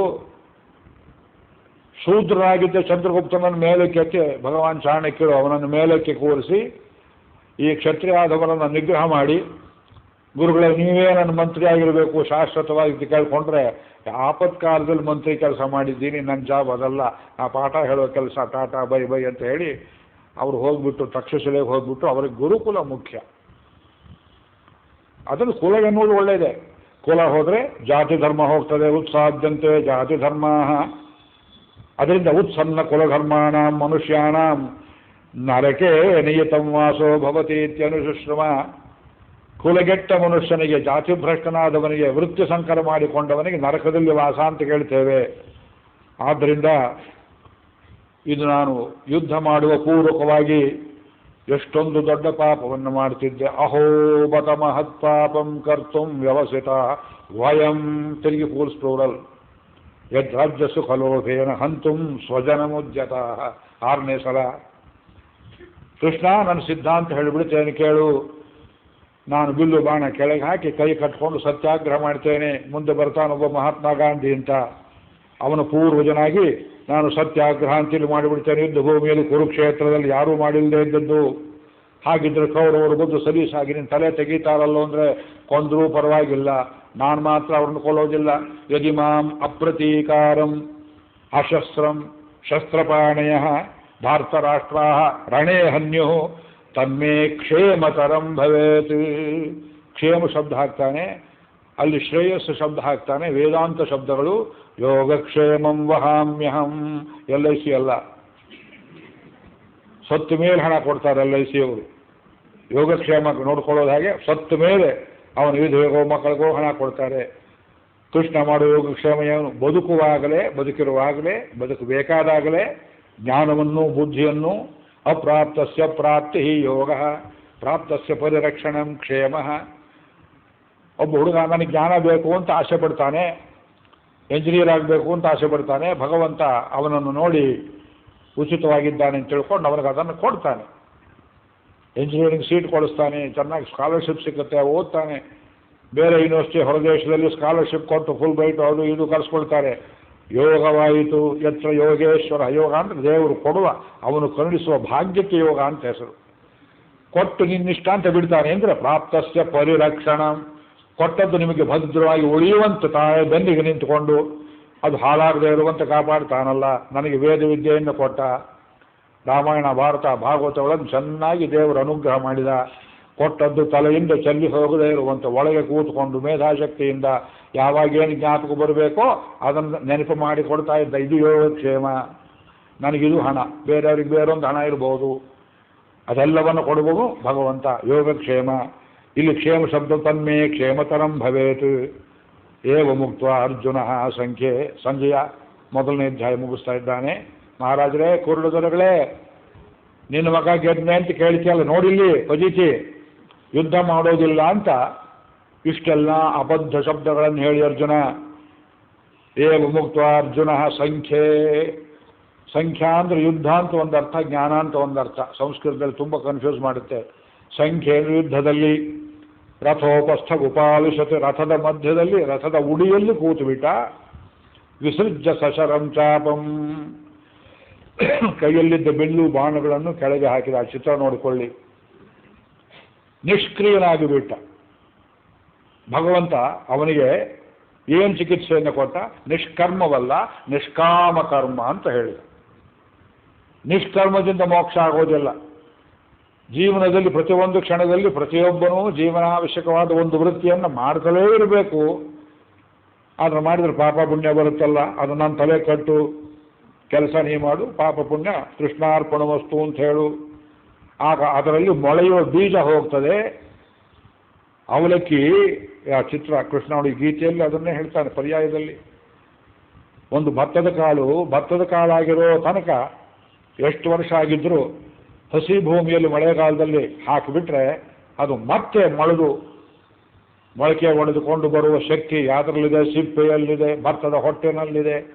ಸಿಪ್ಪೆಗೆ ಆಸೆ ಪಡುವವರೆಲ್ಲ ಪುನಃ ಪುನಃ ಜನ್ಮವನ್ನು ಎತ್ತುತ್ತಾರೆ. ಶುದ್ಧವಾದ ಅಕ್ಕಿ ಕಾಳಿನಲ್ಲಿ ಮೊಳೆಯೋ ಶಕ್ತಿ ಇಲ್ಲ. ಮೊಳೆಯೋ ಶಕ್ತಿ ಇರೋದು ಭತ್ತದ ಹೊಟ್ಟೆನಲ್ಲಿ. ಭರ್ಜಿತ ಕ್ವಚಿತಾದಾನ ಪುನರ್ಬೀಜಾಯನೇಶ್ಯತೆ. ಗೋಪಿಯರಿಗೆ 6ನೇ ವರ್ಷದಲ್ಲಿ ಕೃಷ್ಣ ಕೊಡ್ತಾನೆ ಉಪದೇಶವನ್ನು. ಅಮ್ಮ, ನೀವೆಲ್ಲ ಕಾತ್ಯಾಯಿನಿ ವ್ರತ ಮಾಡ್ತಾ ಇದ್ದೀರಿ, ನಾನೇ ಗಂಡ ಆಗಬೇಕು ಅಂತ ಒಬ್ಬೊಬ್ಬರು ಇನ್ನೊಬ್ಬಳು ಗೊತ್ತಾಗದೇ ಇದ್ದಾಗ ಆಸೆ ಮಾಡ್ತಿದ್ದೀರಿ. ನಾನು ಗಂಡ ಆಗಬೇಕಾದ್ರೆ ಇನ್ನೂ ಮಾನ ಮರ್ಯಾದೆ ಪ್ರಜ್ಞೆ ಇಟ್ಕೊಂಡಿದ್ದೀರಿ. ಗಂಡನೆದುರಿಗೆ ಎಂಥ ಮಾನ ನಿಮಗೆ? ಗಂಡನೇ ಮಾನ ಅಲ್ಲವೇ? ನಿಮ್ಮ ಮೈಯನ್ನು ಮುಚ್ಚೋನು ಗಂಡ ಅಲ್ಲವೇ? ಬೇರೆ ಸೀರೆ ಮುಚ್ಚದೆಯೇ ನಿಮಗೆ? ನನ್ನ ಭಕ್ತರು ಹೇಗಿರಬೇಕು ಅಂದರೆ ಭತ್ತದ ಹೊಟ್ಟು ಹೋದ ಅವಲಕ್ಕಿ ಅಂತಿರಬೇಕು. ಭರ್ಜಿತ ಕ್ವಚಿತಾದಾನ. ದಾನ ಅಂದರೆ ಅವಲಕ್ಕಿ. ಅರ್ಧಂಬರ್ಧ ಅದನ್ನು ನೀರಲ್ಲಿ ಬೇಯಿಸಿ ಸ್ವಲ್ಪ ಹುರಿದು ಒರಳು ಕಲ್ಲಲ್ಲಿ ಹಾಕಿ ಚಚ್ಚಿದರೆ ಹೊಟ್ಟು ಬಿಟ್ಟು ಹೋಗ್ತದೆ. ಪುನರ್ಬೀಜ ಪುನಃ ಮೊಳಕೆ ಒಡೆದು ಹೋಗ್ತದೆ. ಆಮೇಲೆ ಅವಲಕ್ಕಿ ಕಲ್ಲಿದ್ದಾಗಿರ್ತದೆ. ಅದಕ್ಕೆ ಹುಳ ಹುಪ್ಪಟಗಳು ಮುತ್ತೋದಿಲ್ಲ. ಬರೀ ಹಸಿ ಅಕ್ಕಿ ಹಾಳಾಗ್ತದೆ, ಮುಗ್ಗಲಾಗ್ತದೆ. ಅವಲಕ್ಕಿ ಹಾಳಾಗೋದಿಲ್ಲ. ತಿಂದರೆ ಹಲ್ಲು ಹಾಳಾಗ್ತದೆ. ಭಗವಂತ ಮಾತ್ರ ವಜ್ರದಂಷ್ಟ್ರ, ಅವನನ್ನು ಜೀರ್ಣ ಮಾಡಿಕೊಳ್ಳಬಲ್ಲ. ನೀನು ಲಕ್ಕಿ ಆಗಬೇಡ, ಅವಲಕ್ಕಿ ಆಗು ಅಂತ ಕೃಷ್ಣ ಕೇಳ್ತಾನೆ ನಮ್ಮನ್ನ. ಅದನ್ನೇ ಇಲ್ಲಿ ಅರ್ಜುನನಿಗೂ ಬೋಧೆ ಮಾಡಿ. ಎಷ್ಟು ಸುಲಭವಾಗಿ ನೋಡಿ ತಂತ್ರ. ಸಿಪ್ಪೆಗೆ ಆಸೆ ಪಡಬೇಡ ಅಂತ ಹೇಳಿದ. ಇವನದ್ದು ತಿಳ್ಕೊಳ್ಳಿ. ವಿಸೃಜ್ಯ ಸಶರಂ ಚಾಪಂ ಶೋಕ ಸಂವಿಘ್ನ ಮಾನಸಃ. ಸಶರಂ ಬಿಲ್ಲಿಗೆ ಬಾಣವನ್ನು ಹೂಡಿದ್ದಾನೆ. ಬಾಣ ಬೇರೆ ಬಿಲ್ ಬೇರೆ. ಸಶರಂ ಚಾಪಂ ಬಾಣ ಹೂಡಿದ್ದು ಬಿಲ್ಲನ್ನು ಇನ್ನೇನು ಕ್ರಿಯೆ ಆರಂಭಿಸಬೇಕು ಆ ಹೊತ್ತಲ್ಲಿ ನಿಷ್ಕ್ರಿಯೆ ಎನ್ನುವ ದುರ್ಬುದ್ಧಿ ಮಲ್ಲೋಗರ ಮಹಾರೋಗ ತಲೆಗೆ ಅಡರಿ ಅದನ್ನು ಕೆಳಗೆ ಹಾಕಿದ. ಕೂತ ಬಿಕ್ಕಿ ಬಿಕ್ಕಿ ಬಿಕ್ಕಿ ಹತ್ತು ಬಿಟ್ಟ. ಶೋಕ ಸಂವಿಘ್ನ ಮಾನಸಃ. ಸಂವೇಗ, ಆ ಶೋಕ ಅನ್ನೋದು ಒಂದು ವೇಗ, ಅದೊಂದು ನದಿ. ಆ ನದಿಯಲ್ಲಿ ಸಿಕ್ಕಾಕೊಂಡ್ರೆ ಬಿಕ್ಕಳಿಸಿ ಬಿಕ್ಕಳಿಸಿ ಬಿಕ್ಕಳಿಸಿ ಅಳುವಂತೆ ಇಷ್ಟು ದೊಡ್ಡ ರೋಗ ಏನು ಬಂದಿತ್ತು ಅರ್ಜುನನಿಗೆ. ಶೋಕ ಸಂವಿಘ್ನ ಮಾನಸಃ. ಶೋಕ ಸಂಲಗ್ನ ಮಾನಸ. ಸಿಕ್ಕಾಕೊಂಡಿದೆ ಮನಸ್ಸು. ಆ ಶೋಕವೆಂಬ ಕೆಸರಿನಿಂದ ಮೇಲಕ್ಕೆ ಎತ್ತೋದಕ್ಕಾಗ್ತಿಲ್ಲ. ಅಯ್ಯೋ ಇಷ್ಟು ಜನ ಸಾಯ್ತಾರಲ್ಲ ಅನ್ನುವ ಒಂದು ಭಾವ ಉಂಟಾಯಿತು. ಅದಕ್ಕೆ ಅವನು ಕರುಣೆ ಕೃಪೆ ಅಂತ ಹೆಸರಿಟ್ಟ. ಈಗ ನಿಮಗೆ ಪ್ರಶ್ನೆ ಬಂತು, ನೀವು ಭಯಪಡ್ತಾ ಇದ್ದಗಳಿಗೆ ಅರ್ಜುನನ ವಾದದಲ್ಲಿ ಎಲ್ಲಿ ತಪ್ಪಿದೆ? ಯುದ್ಧ ಮಾಡಿದರೆ ಎಲ್ಲರೂ ಸಾಯ್ತಾರೆ, ನಾ ಮಾಡಿದೆ ಅಂತ ಅವರು ಮಾಡ್ತಾರೆ, ಎಲ್ಲ ಸತ್ರ ಸ್ತ್ರೀಯರು ವಿಧವೆಯರಾಗ್ತಾರೆ, ಕುಲಧರ್ಮಗಳು ಹೋಗ್ತವೆ, ಅವರೆಲ್ಲ ದಾರಿ ಬಿಟ್ಟು ಬೇರೆ ಉಪಪತ್ತಿಗಳನ್ನು ಇಟ್ಕೊಳ್ತಾರೆ, ನರಕ ಉಂಟಾಗುತ್ತೆ, ಪಿಂಡ ಹಾಕೋರಿರೋದಿಲ್ಲ, ತರ್ಪಣ ಕೊಡೋರಿರೋದಿಲ್ಲ, ಜಾತಿ ಧರ್ಮಗಳೆಲ್ಲ ಹಾಳಾಗ್ತವೆ, ಲೋಕವೆಲ್ಲ ಹಾಳಾಗುವುದಕ್ಕೆ ನಾನು ಕಾರಣವಾಗಿ ಅಷ್ಟೊಂದು ಜನರನ್ನು ಕೊಂದ ಪಾಪ ನನ್ನ ತಲೆಗೆ ಬರ್ತದಾದ್ದರಿಂದ ನಾನು ಪಾಪವನ್ನು ಮಾಡಿದಾಗ ಆಗುತ್ತಾದ್ದರಿಂದ ಕೃಷ್ಣ ನನಗೆ ಯುದ್ಧ ಬೇಡ. ಈ ವಾದದಲ್ಲಿ ಎಲ್ಲಿ ತಪ್ಪಿದೆ? ಯಾರು ಹೇಳ್ತೀರಾ ನೋಡಿ. ಈ ಪ್ರಶ್ನೆಗೆ ಇನ್ನು ಉಳಿದಷ್ಟು ವೇಳೆಯಲ್ಲಿ ಅರ್ಥ ಹೇಳೋ ಪ್ರಯತ್ನ ಪಡ್ತೇನೆ. ಅನೇಕ ಕಥೆಗಳನ್ನು ಹೇಳ್ತೇನೆ. ನಮ್ಮ ರೀತಿ ಮಹಾಭಾರತ ಆಖ್ಯಾನಗಳನ್ನೇ ಇಲ್ಲಿ ಹೇಳಬೇಕು. ಇತರ ಆಚಾರ್ಯರ ಭಾಷ್ಯಗಳು ಸ್ವಲ್ಪ ನಿಮಗೆ ಬರೀ ತತ್ವ ಹೆಚ್ಚು ಪ್ರಚುರವಾದರೆ ಬೋರ್ ಆಗ್ತದೆ. ಆದ್ದರಿಂದ ಕಥೆಗಳ ಮೂಲಕವಾಗಿ ಹೇಳ್ತೇನೆ. ಇದು ಹೇಗಿದೆ ಅರ್ಜುನನ ವಾದ ಅಂದರೆ, ಬೆಂಗಳೂರಿನಲ್ಲಿ ಒಬ್ಬರು ಯಾರೋ ಪೊಲೀಸ್ ಇನ್ಸ್ಪೆಕ್ಟರ್ ಅಥವಾ ಇನ್ಸ್ಪೆಕ್ಟರ್ ಜನರಲ್ ಆಫ್ ಪೊಲೀಸ್ ರೌಡಿಗಳನ್ನು ಹಿಡಿಯಬೇಕು ಅಂತ ಅದಕ್ಕೆ ಗೊತ್ತು ಮಾಡಲ್ಪಟ್ಟಿರುವ ಒಬ್ಬ ವಿಶೇಷ ಅಧಿಕಾರಿಗಳು ತಮ್ಮ ಜೊತೆ ಎಲ್ಲ ಪೊಲೀಸರನ್ನು ಕೂಡಿಸ್ಕೊಂಡು ಈ ರೀತಿ ಉಪದೇಶ ಮಾಡಿ, ಅರ್ಜುನ ಹೇಳಿಬಿಟ್ಟಿದ್ದಾನೆ, ಯುದ್ಧದಲ್ಲಿ ರೌಡಿಗಳಾಗಿರಲಿ ಇರಬಹುದು, ಅವರು ಬದುಕಬೇಕು ಅಂತ ಆಸೆ ಪಡ್ತಕ್ಕವರು. ರೌಡಿಗಳಿಗೆ ಬದುಕೋ ಅಧಿಕಾರವಿಲ್ಲ ಲೋಕದಲ್ಲಿ. ರೌಡಿಗಳನ್ನು ಕೊಂದರೆ ಅವರ ಹೆಂಡತಿಯರೆಲ್ಲ ದುಷ್ಟರಾಗ್ತಾರೆ. ನಿತ್ಯ ಅವರನ್ನು ತಗೊಂಡು ಕೊಡುವಂಥ ಒಡವೆ ವಸ್ತ್ರ ಐಶ್ವರ್ಯ. ಯಾಕೆ ರೌಡಿಗಳು ಸಂಪಾದನೆ ಮಾಡುವುದರಲ್ಲಿ ಪೊಲೀಸರಿಗೂ ಭಾಗ ಇರುತ್ತದೆ ಸಾಮಾನ್ಯವಾಗಿ. ಅವನನ್ನು ನಾವು ಕೊಂದರೆ ಅಹೋಪತ ಮಹತ್ಪಾಪಂ ಕರ್ತುಂ ವ್ಯವಸಿತ ವಯಂ. ರೌಡಿಗಳೇ ನಿಮ್ಮನ್ನು ಕೊಂದರೆ ಆ ಕೊಂದರೂ ಪರವಾಗಿಲ್ಲ, ತನ್ಮೇ ಕ್ಷೇಮತರಂ ಭವೇತಿ. ನಾ ಮಾತ್ರ ರೌಡಿಯನ್ನು ಕೊಲ್ಲೋದಿಲ್ಲ.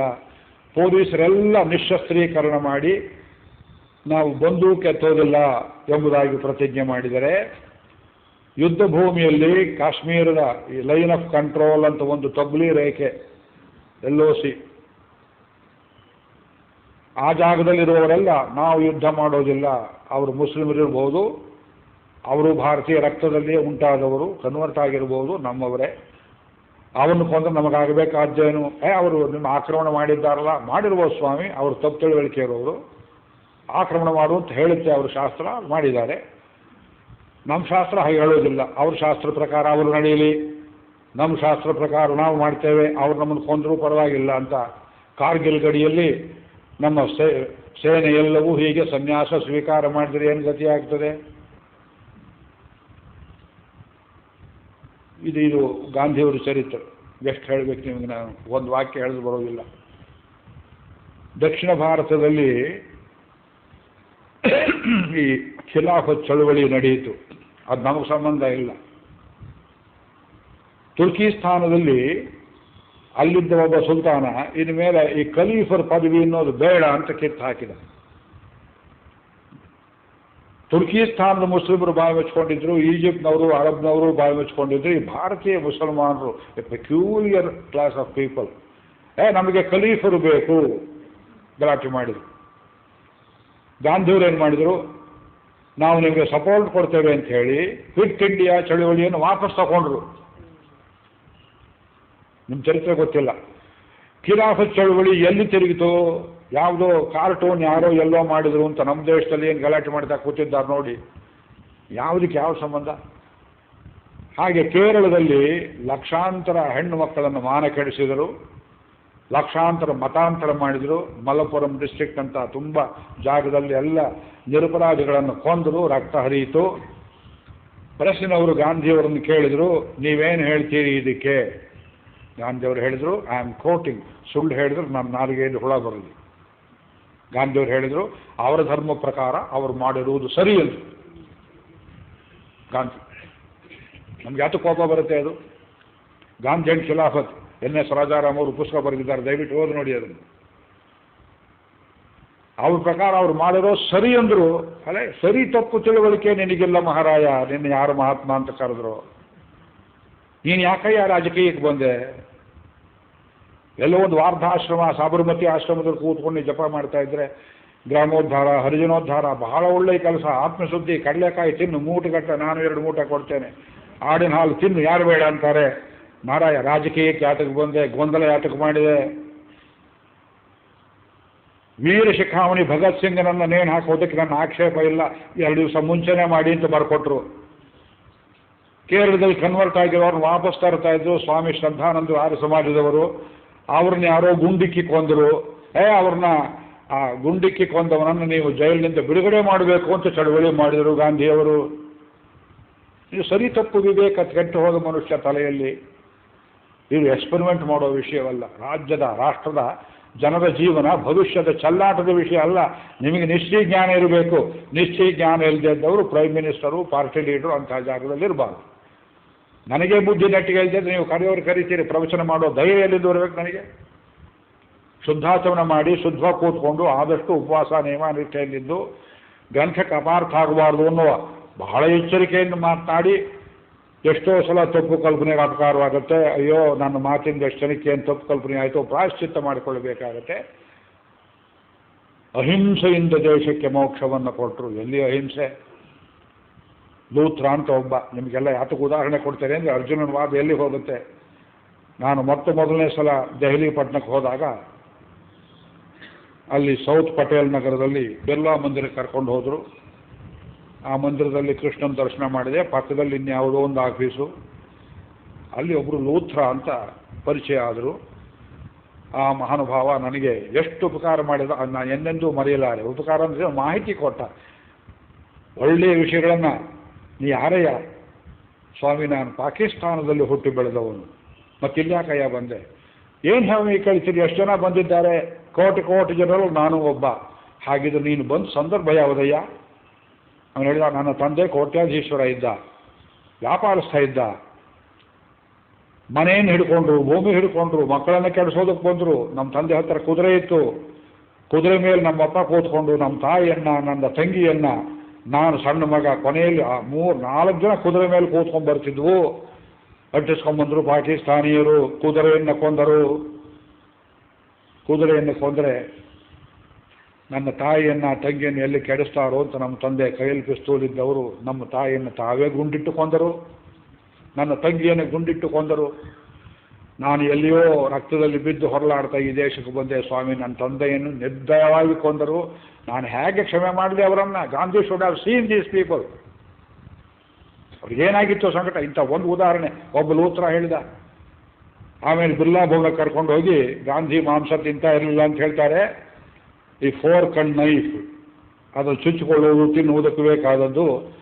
ಇದನ್ನು ಅಹಿಂಸೆಯಿಂದ ಮಾಡಬೇಕು ಅಂತ ಮರದಲ್ಲಿ ಫೋರ್ಕ್ ಅಂಡ್ ನೈಫ್ ಮಾಡಿದ್ದು ಈ ಕಪಟಾಚಾರ ಹೇಗಿದೆ ನೋಡಿ ಅಂತ ಅದೆಲ್ಲ ತೋರಿಸಿದ್ರು ನನಗೆ. ನಿಮ್ಮ ರಕ್ತ ಕುದಿಯುತ್ತೆ, ನಿಮ್ಮನ್ನು ರೊಚ್ಚಿಗೆಳಿಸಬೇಕು ಅಂತ ನನ್ನ ಉದ್ದೇಶವಲ್ಲ. ಇದು ಪರಮಸಾತ್ವಿಕತೆಯಿಂದ ಹೇಳಬೇಕಾದ ಗ್ರಂಥ. ಅರ್ಜುನನಿಗೆ ಪರಮಸಾತ್ವಿಕತೆ ಬರಲಿಲ್ಲ. ಇವನನ್ನು ಅವತ್ತಿನ ಅವಸ್ಥೆಯಲ್ಲಿಯೇ ನೀವು ರಾಷ್ಟ್ರಾಧ್ಯಕ್ಷನೋ ಪ್ರಧಾನಮಂತ್ರಿಯೋ ಮಾಡಿದ್ರೆ ಈ ದೇಶದ ಗತಿ ಏನಾಗ್ತಿತ್ತು ಯೋಚನೆ ಮಾಡಿ. ಇವನು ಹೇಳೋದು ಎಲ್ಲಿಗೆ ಬರುತ್ತೆ? ಇಡೀ ಕ್ಷತ್ರಿಯ ಜೀವನವನ್ನು ಅವಹೇಳನ ಮಾಡ್ತಾ ಇದ್ದಾನೆ. ಇದು ಕೊಲ್ಲುವ ಕೆಲಸ ಕ್ಷತ್ರಿಯರದು, ಇದನ್ನು ನಾನು ಮಾಡಬಾರದು. ಅಂದರೆ ಪೊಲೀಸರು, ಮಿಲಿಟರಿವರು ಇರಬಾರದು. ಯಾರು ದುಷ್ಟನ ಮಾಡ್ತಾರೆ ಅವರು ಮನುಷ್ಯರು, ಅವ್ರಿಗೆ ಬಾಳೋಕೆ ಅಧಿಕಾರವಿದೆ. ದೇವರು ಪ್ರೇರಣೆ ಕೊಟ್ಟಿದ್ದಾನೆ ಅವರಿಗೆ.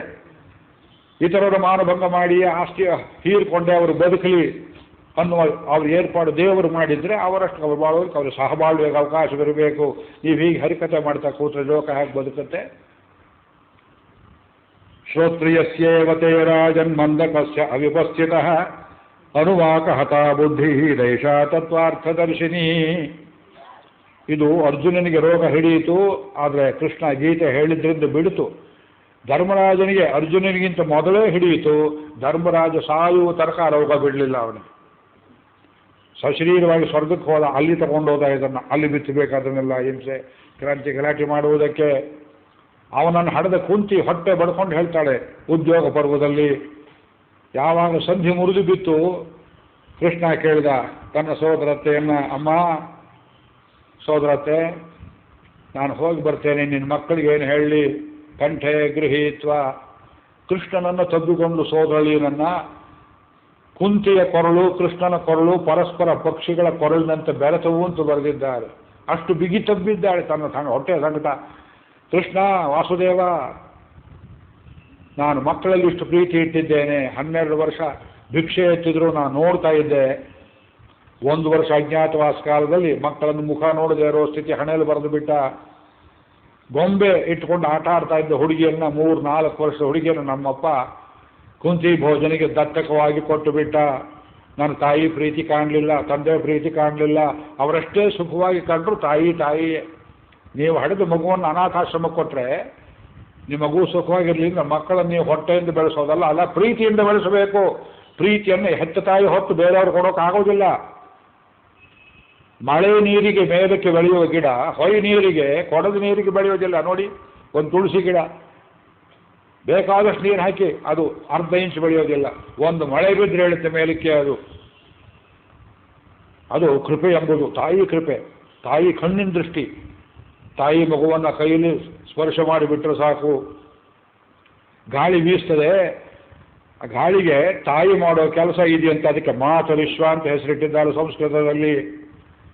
ಮೈ ಮೇಲೆ ಗಾಳಿ ಬೀಸಿಬಿಟ್ರೆ ತಾಯಿಯಂತೆ ಆ ಶರೀರದ ಆಯಾಸವೆಲ್ಲ ಹೋಗಿಬಿಡುತ್ತೆ. ಆದ್ದರಿಂದ ಆ ತಾಯಿ ಕುಂತಿ ಹೇಳ್ತಾಳೆ, ನನ್ನ ಮಗನಿಗೆ ಭೀಮಸೇನಿಗೆ ಹೀಗೆ ಹೇಳು, ನೀ ಹುಟ್ಟಿದ್ದು ಪ್ರಯೋಜನ ಸಾರ್ಥಕವಾಗಲಿ. ಅರ್ಜುನ, ನೀವು ಹುಟ್ಟಿದಾಗ ಆ ಶ್ರೀರವಾಣಿ ಹೇಳಿತು ಭೂಮಿಯನ್ನು ಗೆಲ್ತಾನೆ ನಿನ್ನ ಮಗ ಅಂತ. ಅರ್ಜುನ, ಅದು ನಿಜ ಮಾಡೋ ಕಾಲ ಬಂದಿದೆ. ಯವಳರೇ, ನಿಮ್ಮ ತಾಯಿ ಕೊಟ್ಟು ಮಾತನ್ನು ಜ್ಞಾಪಕ ಇಟ್ಕೊಳ್ಳಿ. ಧರ್ಮರಾಜನಿಗೆ ಏನಮ್ಮ ಹೇಳ್ತೀಯೇ? ಧರ್ಮರಾಜನಿಗೆ ಹೇಳು, ಮಗು, ನೀ ವೇದ ಓದಿದ್ದೀಯೇ, ಅರ್ಥ ಗೊತ್ತಿಲ್ಲ, ನೀ ದಡ್ಡ ಶಿಖಾಮಣಿ ಅಂತ ಹೇಳು. ಶ್ರೋತ್ರಿಯಸ್ಯೇವತೆ ರಾಜನ್ನೇ, ವೇದ ಓದಿದ್ದೀರಿ, ನಿಂದನೆಗೆ ಹೇಳಲಿಲ್ಲ ಇಲ್ಲಿ. ಶ್ರೋತ್ರಿಯರು ವೇದ ಉರು ಹಚ್ಚಿದ್ದಾರೆ, ವೇದಾರ್ಥದ ಕಡೆ ಚಿಂತನೆ ಲಕ್ಷ್ಯವಿಲ್ಲ. ಶ್ರೋತ್ರಿಯಸ್ಯ ಯುವತೆ ರಾಜನ್ಯ ಮಂಡಕಸ್ಯ ಅವಿಪಸ್ಥಿತ. ಆ ವೇದ ಓದುವ, ವೇದಾಕ್ಷರಗಳನ್ನು ನೆನಪಿಟ್ಟುಕೊಳ್ಳುವುದೇ ಕಸುಬನ್ನಾಗಿ ಮಾಡಿಕೊಂಡವರಿಗೆ ಅನುವಾಕ ಹತಾ ಬುದ್ಧಿ ನೈಷಃ ತತ್ವಾರ್ಥದರ್ಶಿನಿ. ಕೈಯಲ್ಲಿ ಎಣಿಸ್ಕೊಳ್ತಾ ಕೂತಿರ್ತಾರೆ. ಇದಿಷ್ಟನೇ ಹನಸು, ಇಷ್ಟನೇ ಅನುವಾಕ, ಇಷ್ಟನೇ ಮಂತ್ರ ಲೆಕ್ಕ ಹಾಕ್ತಾ ಇರ್ತಾರೆ. ಕೇಳಿ ಕೋಷ್ಟಕ, ಮಗ್ಗಿ ಕೋಷ್ಟಕ ಟೇಪ್ ರೆಕಾರ್ಡ್ ಮಾಡೋ ಕೆಲಸ ಮಾಡ್ತಾರೆ. ಈ ಮಂತ್ರಕ್ಕೆ ಏನರ್ಥ? ಅನುವಾಕ ಹತಾ ಬುದ್ಧಿ ನೈಷಾ ತತ್ವಾರ್ಥದರ್ಶಿನಿ. ಅಕ್ಷಣ್ವಂತಹ ಕರ್ಣವಂತಹ, ಎಲ್ಲರಿಗೂ ಕವಿ ಇದೆ, ಎಲ್ಲರಿಗೂ ಕಣ್ಣಿದೆ.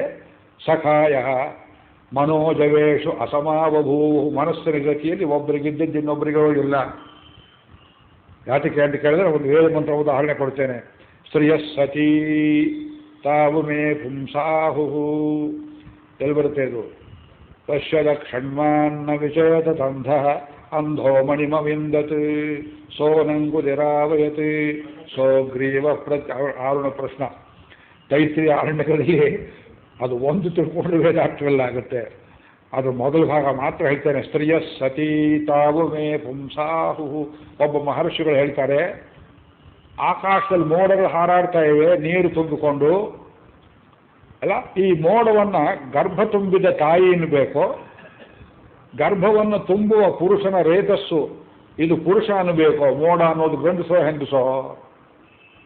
ಎಂಥ ಪ್ರಶ್ನೆ ಇದು? ತಲೆಯಲ್ಲಿ ಬುದ್ಧಿ ಇದೆ ಅಂದರೆ ಇವರಿಗೆ. ಮೋಡವನ್ನು ನೋಡಿ ಗಂಡಸೋ ಹೆಂಗಸೋ ಅಂತ ಕೇಳ್ತಾರಲ್ಲ, ಫಂಕ್ಷನಲ್ಲಿ ಕೇಳ್ತಿದ್ದಾರೆ. ಸ್ತ್ರೀಯ ಸತೀ, ಅದು ಪತಿವ್ರತಾ ಸ್ತ್ರೀ ಇದ್ದ ಹಾಗೆ ಮೇಘವೆಂಬುದು. ತಾವು ಮೇ ಪುಂಸಾಹು, ಕೆಲವರು ಗಂಡಸು ಅಂತ ಹೇಳ್ತಾರೆ. ಅದನ್ನ ಉತ್ತರ ಏನು ನೀವು ಹೇಳಿದ್ರೆ ನಾ ಹೇಳೋದಿಲ್ಲ. ಪಕ್ಷದ ಕ್ಷಣ್ವಾನ್, ಕಂಡಿದ್ದವನು ಗೊತ್ತಾಗುತ್ತೆ. ನ ವಿಚೇತದಂಧ, ಕುರುಡನಿಗೆ ತಿಳಿಯೋದಿಲ್ಲ ಅಂದರು. ಬೆಂಗಳೂರು ಮಳೆ ಬರಲಿಲ್ಲ, ಸುತ್ತಮುತ್ತ ಆನೇಕಲ್ಲಲ್ಲಿ, ಕನಕಪುರದಲ್ಲಿ, ಮಳವಳ್ಳಿಯಲ್ಲಿ ಮಳೆ ಬರಲಿಲ್ಲ. ಮೇಘವನ್ನು ನೋಡ್ತಾನೆ ರೈತ. ತಾಯಿ ಮಳೆ ಸುರಿಸು ಅಂತ ಕೇಳಿದ. ತಾಯಿ ಎದೆ ಹಾಲು ಕೊಡುವಂತೆ ಮೇಘ ಮಳೆ ಸುರಿಸ್ತದೆ, ಅವನ ಪಾಲಿಗೆ ಅದು ತಾಯಿ ಆಗ್ತದೆ. ಆದರೆ ಭೂಮಿ ಕೇಳ್ತದೆ, ನಾನು ಗರ್ಭವತಿ ಆಗಬೇಕು, ಸಸ್ಯಗಳನ್ನು ಬೆಳೆಯಬೇಕು, ಅಯ್ಯ ಗಂಡಸೇ ನನ್ನಲ್ಲಿ ರೇತಸ್ಸನ್ನು ವಿಸರ್ಜನೆ ಮಾಡು. ತಾವು ಮೇ ಪುಂಸಾಹು. ಇದು ದ್ಯಾವಾ ಪೃಥ್ವಿ ಜೋಡಿ ಅಂತ ಹೇಳ್ತಾರೆ. ಈ ದ್ಯಾವಾ ಪೃಥ್ವಿ ತತ್ವವನ್ನು ವೇಸ್ಕೊಂಡು ಸಾಕು. ವೇದದಲ್ಲಿ ಒಂದೊಂದು ಮಂತ್ರಕ್ಕೂ ಹೀಗೆ ವೇದದಲ್ಲಿ ಕಣ್ಣಿದ್ರೆ ಕಾಣಿಸ್ತಾನೆ, ನಿನಗೆ ಕಣ್ಣು ಬೇಕು ಕಿವಿ ಬೇಕು, ಕಣ್ಣು ಬೇಕು ಕಿವಿ ಬೇಕು. ಇದು ವೇದ ಪುರುಷ ಹೇಳುವಂತೆ ಧರ್ಮರಾಜ ವೇದ ಓದಿದ್ದೀಯೇ. ಆಗ ಹನುಮಾಕ ಹತ ಬುದ್ಧಿ ನೈಷಾ ತತ್ವಾರ್ಥದ ವಿಷಣಿ. ವೇದವ್ಯಾಸರು ಸೌಪ್ತಿಕ ಪರ್ವದಲ್ಲಿ ಮಹಾಭಾರತದಲ್ಲಿ ಚಿರಂ ಹ್ಯಭಿಜಡಶೂರ ವೇದವ್ಯಾಸರ ವಾಕ್ಯ. ಪಂಡಿತಂ ಪದ್ಯುಪಾಸ್ಯ ಹಿ. ಇವತ್ತು ಮುಗಿಯೋದಿಲ್ಲ ಪ್ರಕರಣ, ನಾಳೆ ಮುಂದಕ್ಕೆ ಹೋಗುತ್ತೆ. ನ ಸ ಧರ್ಮಾನ್ ವಿಜಾನಾತಿ ದರ್ವೀಸು ಪರಸಾನಿವ. ಒಳ್ಳೆ ಪಾಯಸ ಮಾಡಿರ್ತೀರಿ, ಎಂಥ ಪಾಯಸ, ಅದು ಘಮ ಘಮ ಘಮ 2 ಮೈಲಿ ದೂರಕ್ಕೆ ವಾಸನೆ ಬರುತ್ತೆ. ಪಚ್ಚಕರ್ಪೂರ, ಏಲಕ್ಕಿ, ಬಾದಾಮಿ, ಇನ್ನು ಏನೇನು ಪದಾರ್ಥಗಳಿವೆ, ಕೇಸರಿ ಗೀಸರಿ ಎಲ್ಲ ಹಾಕಿರ್ತೀರಿ, ಗೋಡಂಬಿ ಹಾಕಿ ಒಗ್ಗರಣೆ ಹಾಕಿರ್ತೀರಿ ತುಪ್ಪದಲ್ಲಿ. ತುಪ್ಪ ತೇಲ್ತಾ ಇರುತ್ತೆ, ಅದನ್ನು ಬಡಿಸ್ಬೇಕು. 10,000 ಜನ ಸೇರಿದ್ದಾರೆ ಸಮಾರಂಭ, ರಾಮಾಯಣ ಸಾಮ್ರಾಜ್ಯ ಪಟ್ಟಾಭಿಷೇಕ. ಅದನ್ನು ದೊಡ್ಡ ಮರದ ಸೌಟನ್ನು ಹಾಕಿರ್ತೀರಿ, ಅದು ಬೆಳಗ್ಗಿಂದ ಸಂಜೆಯ ತನಕ ಪಾಯಸದಲ್ಲೇ ಇರ್ತದೆ ಎಲ್ಲ. ಅದಕ್ಕೆ ಅದರ ರುಚಿ ಏನಾದ್ರು ಗೊತ್ತಾಗ್ತದೆಯೇ? ಚಿರಂ ಹ್ಯಪಿ ಜಡಶೂರ. ಒಬ್ಬ ಜಡಪುರುಷ ಬಹಳ ಕಾಲ ಪಂಡಿತಂ ಪರ್ಯುಪಾಸ್ಯ ಹಿ. ಪಂಡಿತರ ಮನೆಯಲ್ಲಿ ಸಗಣಿ ಬೆಳಿತಾನೆ, ಮನೆಯಲ್ಲಿ ವೇದ ಪಾಠ ಮಹಾಭಾರತ ರಾಮಾಯಣ ಹೇಳೋದೆಲ್ಲ ಕೇಳ್ತಾನೆ. 60 ವರ್ಷ ಅವರು ಸೇವೆ ಮಾಡ್ಕೊಂಡಿರ್ತಾನೆ. ನ ಸ ಧರ್ಮಾನ್ ವಿಜಾನಾತಿ ದರ್ವೀಸು ಪರಸಾನಿವ. ಸೌಟಿಗೆ ಹೇಗೆ ಪಾಯಸದ ರುಚಿ ಗೊತ್ತಿಲ್ಲವೋ ಹಾಗೆ ತಿಳಿದೇ ಹೋಗ್ಬೋದು. ಮುಹೂರ್ತಮಪಿತಂ ಪ್ರಾಜ್ಞ ಪಂಡಿತಂ ಪರ್ಯುಪಾಸ್ಯ ಹಿ. ಒಂದು 5 ನಿಮಿಷ ಪಂಡಿತರೇ ನಿಮ್ಮ ಜೊತೆಲಿ ಏನೋ ಕೇಳಬೇಕು ಅಂತ ಬರ್ತಾನೆ. ಇವರು ಇನ್ನೇನೋ ಹೇಳ್ತಿರ್ತಾರೆ, ಭಾಳ ಟೈಮ್ ನೋಡ್ತಾನೆ, ಬೇಗ ಹೋಗಬೇಕು ಅಂತ. ಪರವಾಗಿಲ್ಲ, ಇವತ್ತು ನಮ್ಮ ಕೆಲಸ ಬಿಟ್ಟರು ಪರವಾಗಿಲ್ಲ ಅಂತ ಒಂದು 2 ಗಂಟೆ ಕೂತ್ಕೊಂಡು ಕೇಳ್ತಾನೆ. ಅವನಿಗೇನಾಗುತ್ತೆ? ಕ್ಷಿಪ್ರಂ ಧರ್ಮಾನ್ ವಿಜಾನಾತಿ. ಹೇಗೆ? ಜಿಹ್ವಾ ಸುಪರಸಾನಿವ. ಪಾಯಸದ ರುಚಿ ನಾಲ್ಗೆಗೆ ಗೊತ್ತೋ ಸೌಟಿಗೆ ಗೊತ್ತೋ? ನಾಲ್ಗೆಗೆ ಗೊತ್ತಾಗುತ್ತೆ. ನೀನು ಪಂಡಿತರ ಮನೆಯಲ್ಲಿ ನಾಲ್ಗೆ ಆಗು, ನೀನು ಪಂಡಿತರ ಮನೆಯಲ್ಲಿ ಸೌಟ್ ಆಗಬೇಡ. ಇದನ್ನು ಸೌಪ್ತಿಕ ಪರ್ವದಲ್ಲಿ ವೇದವ್ಯಾಸರು ಹೇಳ್ತಾರೆ. ಅಂದರೆ ಲೋಕದಲ್ಲಿ ಶಾಂತಿ ಅನ್ನೋದೆಲ್ಲರಿಗೂ ಬೇಕು. ಈಗ ಅರ್ಜುನನ ಆರ್ಗ್ಯುಮೆಂಟಲ್ಲಿ ತಪ್ಪೇನು? ಬಳಸಿ ಬಳಸಿ ನಿಮ್ಮನ್ನು ಬಳಲಿಸಿದೆ, ನಿಮಗೆ ತಿಳಿಯಲಿಲ್ಲ. ಈಗ ಮತ್ತೆ ಬ್ಲಂಟ್ ಕ್ವಶನ್ ಕೇಳ್ತೇನೆ. ಅರ್ಜುನ ಯುದ್ಧ ಮಾಡುವುದರಿಂದ ಇದು ಡಿಫೆನ್ಸಿವ್ ವಾರ್, ಜ್ಞಾಪಕ ಇಟ್ಕೊಳ್ಳಿ, ಅಫೆನ್ಸಿವ್ ವಾರ್ ಅಲ್ಲ. ಇವನು ಕಾಲು ಕೆರೆದು ಕೋಳಿ ಜಗಳ ಮಾಡಿದ ಹಾಗೆ, ಟಗರು ಕಾಳಗ ಮಾಡಿದ ಹಾಗೆ ಕೌರವರ ಮೇಲೆ ಇವನು ಜಗಳಕ್ಕೆ ಹೋಗಲಿಲ್ಲ. ಜಗಳಕ್ಕೆ ಬಂದವನು ದುರ್ಯೋಧನ. ಇವನು ಕೊಲ್ತಾ ಇದ್ರೆ ಅವನು ಕೊಲ್ತಾನೆ, 18 ಅಕ್ಷೋಣಿ ಹೋಗೋದು ಖಂಡಿತ. ಈಗ ಇವು ಡಿಫೆನ್ಸಿವ್ ವಾರ್ ಮಾಡುವುದರಿಂದ ಅರ್ಜುನ ಲೋಕಕ್ಕೆ ಕ್ಷೇಮವಾಗ್ತದೆಯೇ? ಇವನು ಯುದ್ಧ ಬೇಡ ಅಂತ ಶಸ್ತ್ರಗಳನ್ನು ಕೆಳಗಿಟ್ಟರೆ ಲೋಕ ಕ್ಷೇಮವಾಗ್ತದೆ. ಇದು ಪ್ರಶ್ನೆ, ಉತ್ತರ ಕೊಡ್ತೀರಾ? ಇವನು ಯುದ್ಧ ಮಾಡುವುದರಿಂದ ಲೋಕರಕ್ಕೆ. ಕ್ಷತ್ರಿಯನ ಕೆಲಸ ಭಕ್ಷಣೆ ಅಲ್ಲ, ಕ್ಷತ್ರಿಯನ ಕೆಲಸ ರಕ್ಷಣೆ. ಒಂದು ಅಕ್ಷರ ವ್ಯತ್ಯಾಸ. ಈ ರಕ್ಷಣೆ ಭಕ್ಷಣೆಯ ಕನ್ಫ್ಯೂಷನ್ನಲ್ಲಿ ಧರ್ಮಜ್ಞಾನಿಯಾಯಿತು ಯದಾ ಯದಾ ಧರ್ಮಸ್ಯ ಗ್ಲಾನಿರ್ಭವತಿ ಭಾರತ. ಅರ್ಜುನನಿಗೆ ಮಂಕು ಬಳಿಯಿತು. The policeman's duty is to protect and not to kill. ಇದು ತಿಳಿಯಲಿಲ್ಲ ಅವನಿಗೆ. ಬರೀ ಪ್ರೊಟೆಕ್ಷನ್ ಎಲ್ಲ ಆಗುತ್ತೆ, ಕಿಲ್ ಮಾಡಬೇಕಾಗತ್ತಲ್ಲ. ಹೌದು, ಕಿಲ್ಲರ್ಸ್ ಬಂದಾಗ you have to kill the killers. Killing the killer is protection. Simple equation. ಇದು ತಿಳಿಯಲಿಲ್ಲ ಅರ್ಜುನನಿಗೆ. ಒಂದು ಮಾತು ಹೇಳ್ತೇನೆ. ಇದು ನನ್ನ ಪುಸ್ತಕ ಕೌಟಿಲ್ಯನ ಅರ್ಥಶಾಸ್ತ್ರ, ಅದರ ಪ್ರಸ್ತುತಿಯಿಂದ ಇವತ್ತಿಗೆ ಅಂತ ಒಂದು ಪುಸ್ತಕ ಇಂಗ್ಲೀಷಲ್ಲಿ ಬರೆದಿದ್ದೇನೆ. ಅದರಲ್ಲಿ ಚೈನಾದ ಮಹಾಬುದ್ಧಿವಂತ ತತ್ವಜ್ಞಾನಿ ಕನ್ಫ್ಯೂಷಸ್ನ ಮಾತನ್ನು ಒಂದು ಕೋಟ್ ಮಾಡಿದ್ದೇನೆ. ಉದಾಹರಣೆ ಕೊಡ್ತೇನೆ ತಮಗೆ ನಾನು. ಗಾಂಧಿಯವರು ಏನು ಹೇಳ್ತಿದ್ರು? ಅವರಿಗೆ ಬೈಬಲ್ನಲ್ಲಿ ಈ ಸರ್ಮನ್ ಆನ್ ದಿ ಮೌಂಟ್ ಅಂತ ಒಂದು ಭಾಗ, ಅದು originally not part of the Bible, ಯಾರೋ ಆಮೇಲೆ ಸೇರಿಸಿದ್ದದು, ಎಲ್ಲ ಪತ್ತೆಯಾಗಿದೆ ಅವರ ಜಾತಕ ನನಗೆ ಇವತ್ತು. ಅದರಲ್ಲಿ ಏನು ಹೇಳ್ತಾರೆ? ಯಾವನಾದರೂ ಒಬ್ಬನು ನಿನ್ನ ಬಲಗೆನ್ನೆಗೆ ಏಟನ್ನು ಕೊಟ್ಟರೆ, ಕೇಳಿದ್ದೀರಲ್ಲ, ಏನು ಮಾಡಬೇಕು? ಎಡಗೆನ್ನೆಯನ್ನು ತೋರಿಸಿ ಇದಕ್ಕೂ ಒಂದು ಏಟ್ ಹಾಕು ಅಂತ ಕೇಳಬೇಕು. ಇದನ್ನು ಕ್ರೈಸ್ತ ದೇಶಗಳು ಯಾವುದಾದ್ರೂ ಒಂದು ಇಲ್ಲಿ ತನಕ ಮಾಡಿವೆಯೇ? Show me one country which has done this. ಹೋಗ್ಲಿ, ನೀವು ಮಾಡೋಕ್ಕೆ ಬರುತ್ತಾ? ಆಚರಣೆ ಮಾಡ್ತೀರಾ? ಆಚರಣೆಗೆ ಬರೋದಿಲ್ಲ. Return good for even evil, ಇದು ಗಾಂಧಿ ಹೇಳ್ತಿದ್ದ ಮಾತು. ಅದಕ್ಕೆ 3000 ವರ್ಷಗಳ ಹಿಂದೆ ಹುಟ್ಟಿದ ಕನ್ಫ್ಯೂಷಿಯಸ್ ಹೇಳ್ತಾನೆ, ಈ ವಾಕ್ಯ ನೀವು ಬೇಕಾದವ್ರು ಬರ್ಕೋಬಹುದು. If you return good for evil, what will you return for good ಅಂತ ಕೇಳ್ತಾರೆ. ಅರ್ಥ ಐತೆ? If you return good for evil, what will you return for good? ಅದಕ್ಕೆ ಉತ್ತರ ಹೇಳ್ತಾನೆ, it is better to return evil for evil and good for good. ಇದು ವೇದವ್ಯಾಸರ ವಾಕ್ಯ ಭಾಷಾಂತರ ಮಾಡಿದಾಗಿದೆ. ಯಸ್ಮಿನ್ ಯಥಾ ವರ್ತತೆ ಯೋ ಮನುಷ್ಯ ತಸ್ಮಿನ್ ತಥಾ ವರ್ತಿತವ್ಯಂ ಸಧರ್ಮಃ ಮಾಯಾಚಾರೋ ಮಾಯಯಾ ಬಾಧಿತವ್ಯ ಸಾಧ್ವಾಚಾರ ಸಾಧುನಾ ಪ್ರತ್ಯುಪೇಯ. ಶಾಂತಿ ಪರ್ವ 109ನೇ ಅಧ್ಯಾಯ 30ನೇ ಶ್ಲೋಕ. ಭೀಷ್ಮನೇ ಹೇಳ್ತಾನೆ ರಾಜಧರ್ಮ ನೀತಿಯನ್ನು ಹೇಳುವಾಗ. ಉದ್ಯೋಗ ಪರ್ವದಲ್ಲಿ ವಿದುರ ನೀತಿಯಲ್ಲಿ 37ನೇ ಅಧ್ಯಾಯದಲ್ಲಿ ವಿದುರನು ಇದನ್ನೇ ಹೇಳ್ತಾನೆ. ಯಸ್ಮಿನ್ ಯಥಾ ವರ್ತತೆ ಯೋ ಮನುಷ್ಯ, ಯಾವನು ಯಾವ ಮನುಷ್ಯನ ವಿಷಯದಲ್ಲಿ ಹೇಗೆ ನಡ್ಕೊಳ್ತಾನೆಯೋ ನಾವು ಅವನ ವಿಷಯದಲ್ಲಿ ಹಾಗೆಯೇ ನಡ್ಕೊಳ್ಳಬೇಕು.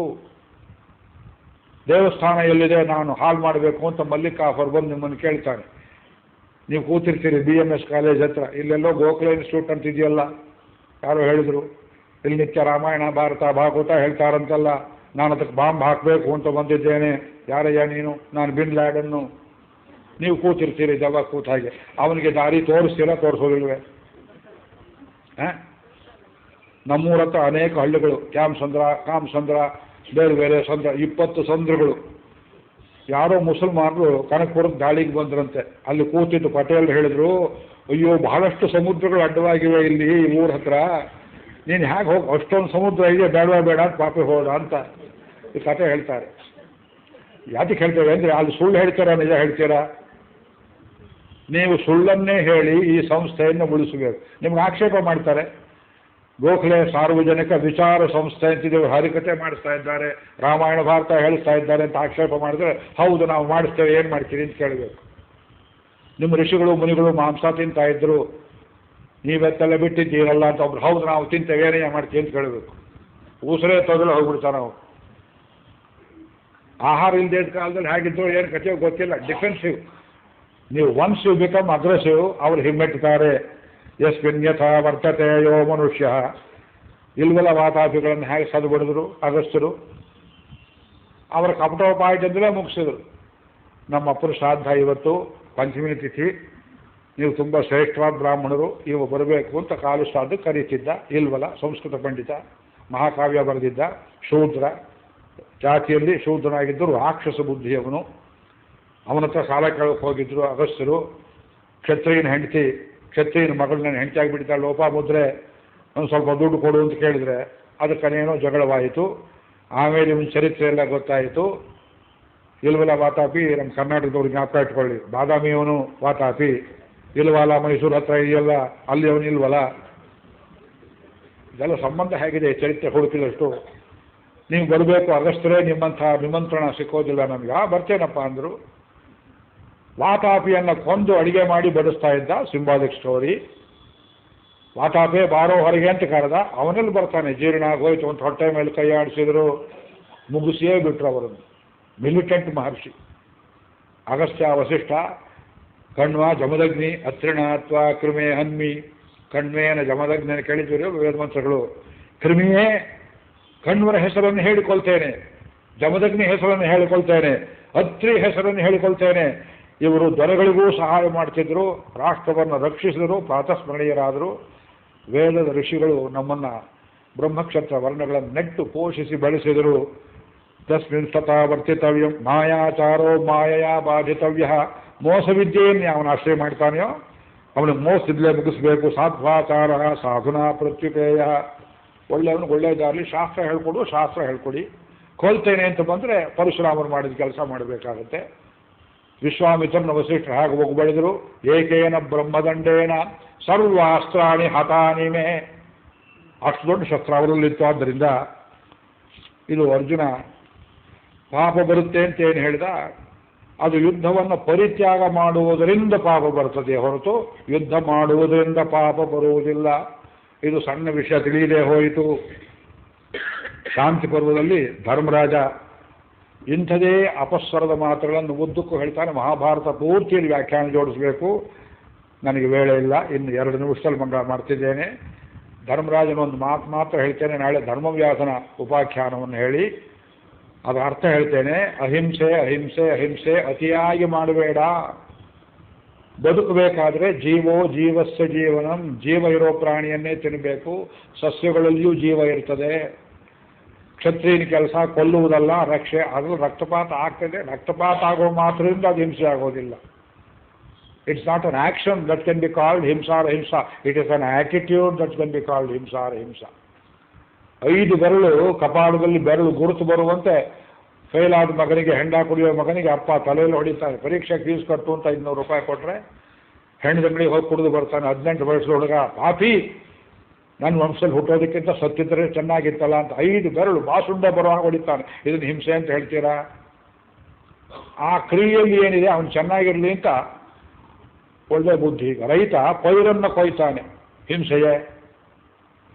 ಅದು ಬೆಳೆಸಿದ್ದೇ ಕೊಯ್ಯುವುದಕ್ಕೆ, ನಿಮಗೆ ಒಳ್ಳೆಯದಾಗಲಿ ಅಂತ ಮಾಡ್ತಾ ಇದ್ದಾನೆ. ಗೋವನ್ನು ಕೆಚ್ಚಲನ್ನು ಹಿಂಡಿತೀರಿ ಹಾಲು ಕರೆಯುವುದಕ್ಕೆ. ಗೋವಿಗೆ ನೋವಾಗೋದಿಲ್ಲವೇ? ಹಿಂಸೆ ಆಗೋದಿಲ್ಲವೇ? ಜೇನುದುಂಬಿಗಳನ್ನು ಓಡಿಸಿ ಜೇನನ್ನು ಹಿಡಿತೀರಿ, ಹಿಂಸೆ ಆಗೋದಿಲ್ಲವೇ? ಗಂಡ ಹೆಂಡತಿ ಮದುವೆ ಮಾಡಿಸಿ ಲಗ್ನಪತ್ರಿಕೆ ಕೊಟ್ಟು ಲಕ್ಷಾಂತರ ರೂಪಾಯಿ ಕೊಟ್ಟು ಆ ಪತ್ನಿಯಲ್ಲಿ ಗರ್ಭ ಉಂಟು ಮಾಡುವುದಕ್ಕೆ ಆ ಗಂಡ ಅವಳನ್ನು ಹಿಂಸೆ ಮಾಡ್ತಾನೆ. ಆ ಹಿಂಸೆಯಿಂದ ಮಗುವನ್ನು ಹಡೆಯುವುದರಲ್ಲಿ ಅವಳು ಯಮಯಾತನೆಯನ್ನು ಅನುಭವಿಸ್ತಾಳೆ, ಆ ಹೆಂಡತಿ ಆದವಳು. ಇದೆಲ್ಲ ಹಿಂಸೆಯಲ್ಲವೇ? ಜೀವನದಲ್ಲಿ ಹಿಂಸೆ ಅಂತ ನೀವು ಹೀಗೆ ಹೇಳಿದರೆ ಇದು ಇಲ್ಲದೆ ಇರುವಂಥ ವ್ಯಾಪಾರ ಯಾವುದಿದೆ ಹೇಳಿ? ನೆನ್ನೆ ಹೇಳಿದೆ, ನಿಮ್ಮನ್ನಲ್ಲಿ ಕೂರಿಸಿ 2 ಗಂಟೆ ನಾನು ಮಾತನಾಡುವುದು ಹಿಂಸೆ, ನೀವು ತಂದು ನನ್ನಲ್ಲಿ ಕೂರಿಸುವುದು ಹಿಂಸೆ. ಇದು ಯಜ್ಞ ಪಶು ಯಜ್ಞ ತತ್ವ. ಇದಕ್ಕೆ ಉತ್ತರ ಗೀತೆ 3ನೇ ಅಧ್ಯಾಯದಲ್ಲಿ ಭಗವಂತ ಉತ್ತರ ಕೊಡ್ತಾನೆ. ಇಡೀ ಭಗವದ್ಗೀತೆಯ ತತ್ವ ವೈದಿಕ ತತ್ವವನ್ನು ಆಧರಿಸಿದೆ, ಯಜ್ಞವೆಂಬ ತತ್ವ. ಎಲ್ಲಿ ಅರ್ಪಣೆ ಇದೆಯೋ, ಡೆಡಿಕೇಶನ್ ಇದೆಯೋ, ಅಲ್ಲಿ ಹಿಂಸೆ ಇಲ್ಲ. ನೀವು ಕರೆದ್ರಿ, ನಾನು ಸ್ವಪ್ರೀತಿಯಿಂದ ಬಂದಿದ್ದೇನೆ. ಅವರು ನಿಮ್ಮನ್ನು ಕರೆದ್ರು, ಸ್ವಪ್ರೀತಿಯಿಂದ ಬಂದಿದ್ದೀರಿ. ಬರದೇತು ಇದ್ದ ಕಡೆಯ ಕಾಲು ಮುರಿಯುತ್ತೇನೆ ಅಂತ ಅವರು ಪತ್ರಿಕೆಯಲ್ಲಿ ಬರೆದಿರಲಿಲ್ಲ. ಎಲ್ಲಿ ಪ್ರೀತಿ ಇರ್ತದೆ ಅದಕ್ಕೆ ಆತ್ಮಾರ್ಪಣೆ ಅಂತೀರಿ. ಎಲ್ಲಿ ಬಲಾತ್ಕಾರವಿದೆ ಅಲ್ಲಿ ಆತ್ಮಹತ್ಯೆ ಅಂತ ಹೇಳ್ತೀರಿ. ಆತ್ಮಾರ್ಪಣೆ ಆತ್ಮಹತ್ಯೆ ವ್ಯತ್ಯಾಸ ಗೊತ್ತಿದ್ದೆ, ಅದೊಂದು ಕಮ್ಯುನಿಸ್ಟ್ ಅಂತ ಹೇಳಬೇಕು. ಆದ್ದರಿಂದ ಧರ್ಮವ್ಯಾಧ ಚಂಡಕೌಶಿಕ ಬ್ರಾಹ್ಮಣನಿಗೆ ಬಹಳ ಸೂಕ್ಷ್ಮವಾಗಿ ತಿಳಿಸ್ತಾನೆ. ಗೀತಾ ಸಾರವೆಲ್ಲ ಅಲ್ಲಿ ಕೂತಿದೆ. ಕ್ಷತ್ರಿಯನ ವೃತ್ತಿಯನ್ನು ನಾಯಿ ವೃತ್ತಿಗೆ ಹೋಲಿಸ್ತಾನೆ ಧರ್ಮರಾಜ. ತತ್ಸುನಾಮಿವ ಸಂಪಾತೆ ಪಂಡಿತೈರುಪಲಕ್ಷಿತಂ ಲಾಂಗೂಲ ಚಾಲನಂ ಕ್ಷೇಣಂ ಪ್ರತಿವಾಚ. ಈ ನಾಯಿ, ಒಂದು ನಾಯಿ ಇನ್ನೊಂದು ನಾಯಿ, ಈ ನಾಯಿ ಮೂತ್ರ ವಿಸರ್ಜನೆ ಮಾಡುತ್ತೆ ನೋಡಿದ್ದೀರಾ? ಲೈಟ್ ಕಂಬ ಕಂಡ್ರೆ ತುಂಬ ಇಷ್ಟ ಅದಕ್ಕೆ. ಒಂದು ಕಾಲನ್ನೆತ್ತಿ ವಿಚಿತ್ರ ಕ್ರಮದಲ್ಲಿ, ಇದನ್ಯಾಕೆ ಹೇಳ್ತೀರಿ ಗೀತೆಯಲ್ಲಿ ಕೇಳಬೇಡಿ. ಒಂದು ಸ್ಕೂಟರ್ ಇದ್ದರ ಮೇಲೆ ವಿಸರ್ಜನೆ ಮಾಡುತ್ತೆ, ಕಾರ್ ನಿಂತಿದ್ರೆ ಮಾಡುತ್ತೆ. ಸುಮ್ಮನೆ ಕತ್ತೆ ಒಂದೇ ಕಡೆ ನಿಂತರೆ ಕತ್ತೆ ಮೇಲೆ ಮೂತ್ರ ವಿಸರ್ಜನೆ ಮಾಡುತ್ತೆ. ನಾನು ಒಬ್ಬರನ್ನು ಕೇಳಿದೆ, ಇದೇನು ನಾಯಿ ಬುದ್ಧಿ? ಒಂದಲ್ಲ, ಎಲ್ಲ ನಾಯಿಗಳು ಹೀಗೆ ಮಾಡ್ತಾವಲ್ಲ. ಅವ್ರು ಹೇಳಿದರು, ಅವ್ರು ಪ್ರಾಣಿಶಾಸ್ತ್ರ ಓದಿದ್ದವರು, ಇಲ್ಲ, ತನ್ನ ಬೌಂಡ್ರಿ ಗುರುತಾಗ್ತಾ ಇದೆ, ತನ್ನ ಬೀದಿ ಗುರುತು, ತನ್ನ ಬೌಂಡ್ರಿ ಯಾವುದು? ತನ್ನ ಮೂತ್ರದ ವಾಸನೆಯಿಂದ ಇದು ನನ್ನ ಕ್ಷೇತ್ರ, ಇದು ನಾನು ಇದಕ್ಕೆ MLA, ಇದು MLC, ಇದು MP ಇಂದ ಹಾಗೆ ದಯವಿಟ್ಟು ತಪ್ಪು ತಿಳ್ಕೋಬೇಡಿ. ಇನ್ನೊಂದು ಪ್ರಾಣಿದಾಗಿದ್ದರೆ ವಾಸನೆಯಿಂದ ಇದು ಬೇರೆದು ಅಂತ ಗೊತ್ತಾಗುತ್ತೆ. ಅದಕ್ಕೆ ಇನ್ನೊಂದು ನಾಯಿ ಆ ಜಾಗಕ್ಕೆ ಬಂದರೆ ಇದೇನು ಮಾಡುತ್ತೆ? ಲಾಂಗೂಲ ಚಾಲನಂ.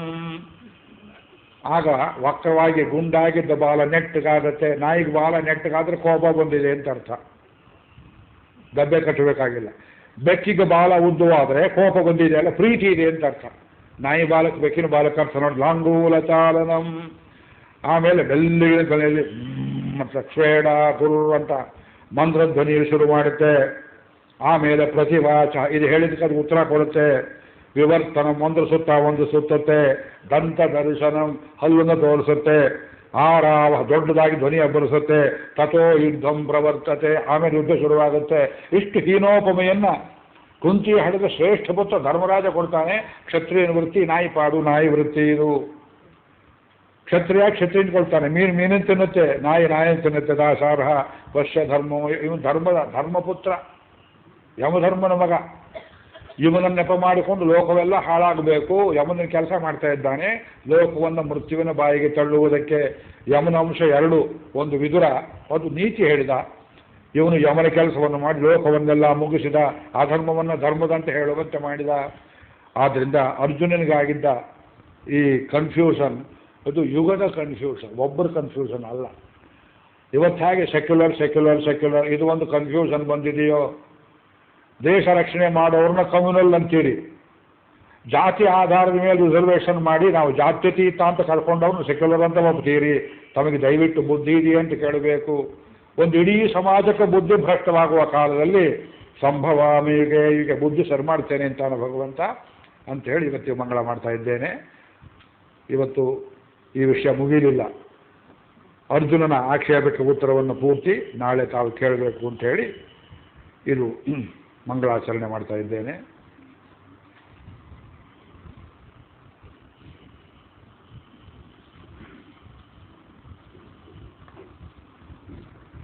ಸ್ವಸ್ತಿ ಪ್ರಜಾಭ್ಯ ಪರಿಪಾಲಯಂತಾಂ ನ್ಯಾಯೇನ ಮಾರ್ಗೇಣ ಮಹಿಂ ಮಹಿಷಾಃ ಗೋ ಬ್ರಾಹ್ಮಣೇಭ್ಯ ಶುಭಮಸ್ತು ನಿತ್ಯಂ ಲೋಕಾಃ ಸಮಸ್ತಾಃ ಸುಖಿನೋ ಭವಂತು. ಕೃಷ್ಣಾಯ ಪರಬ್ರಹ್ಮಣೇ ನಮಃ. ಹೊತ್ತಾದ್ರಿಂದ ಬೇಗ ಚುಟುಕಿ ಮಂಗಳ. ಕೃಷ್ಣಾಯ ಪರಬ್ರಹ್ಮಣೇ ನಮಃ.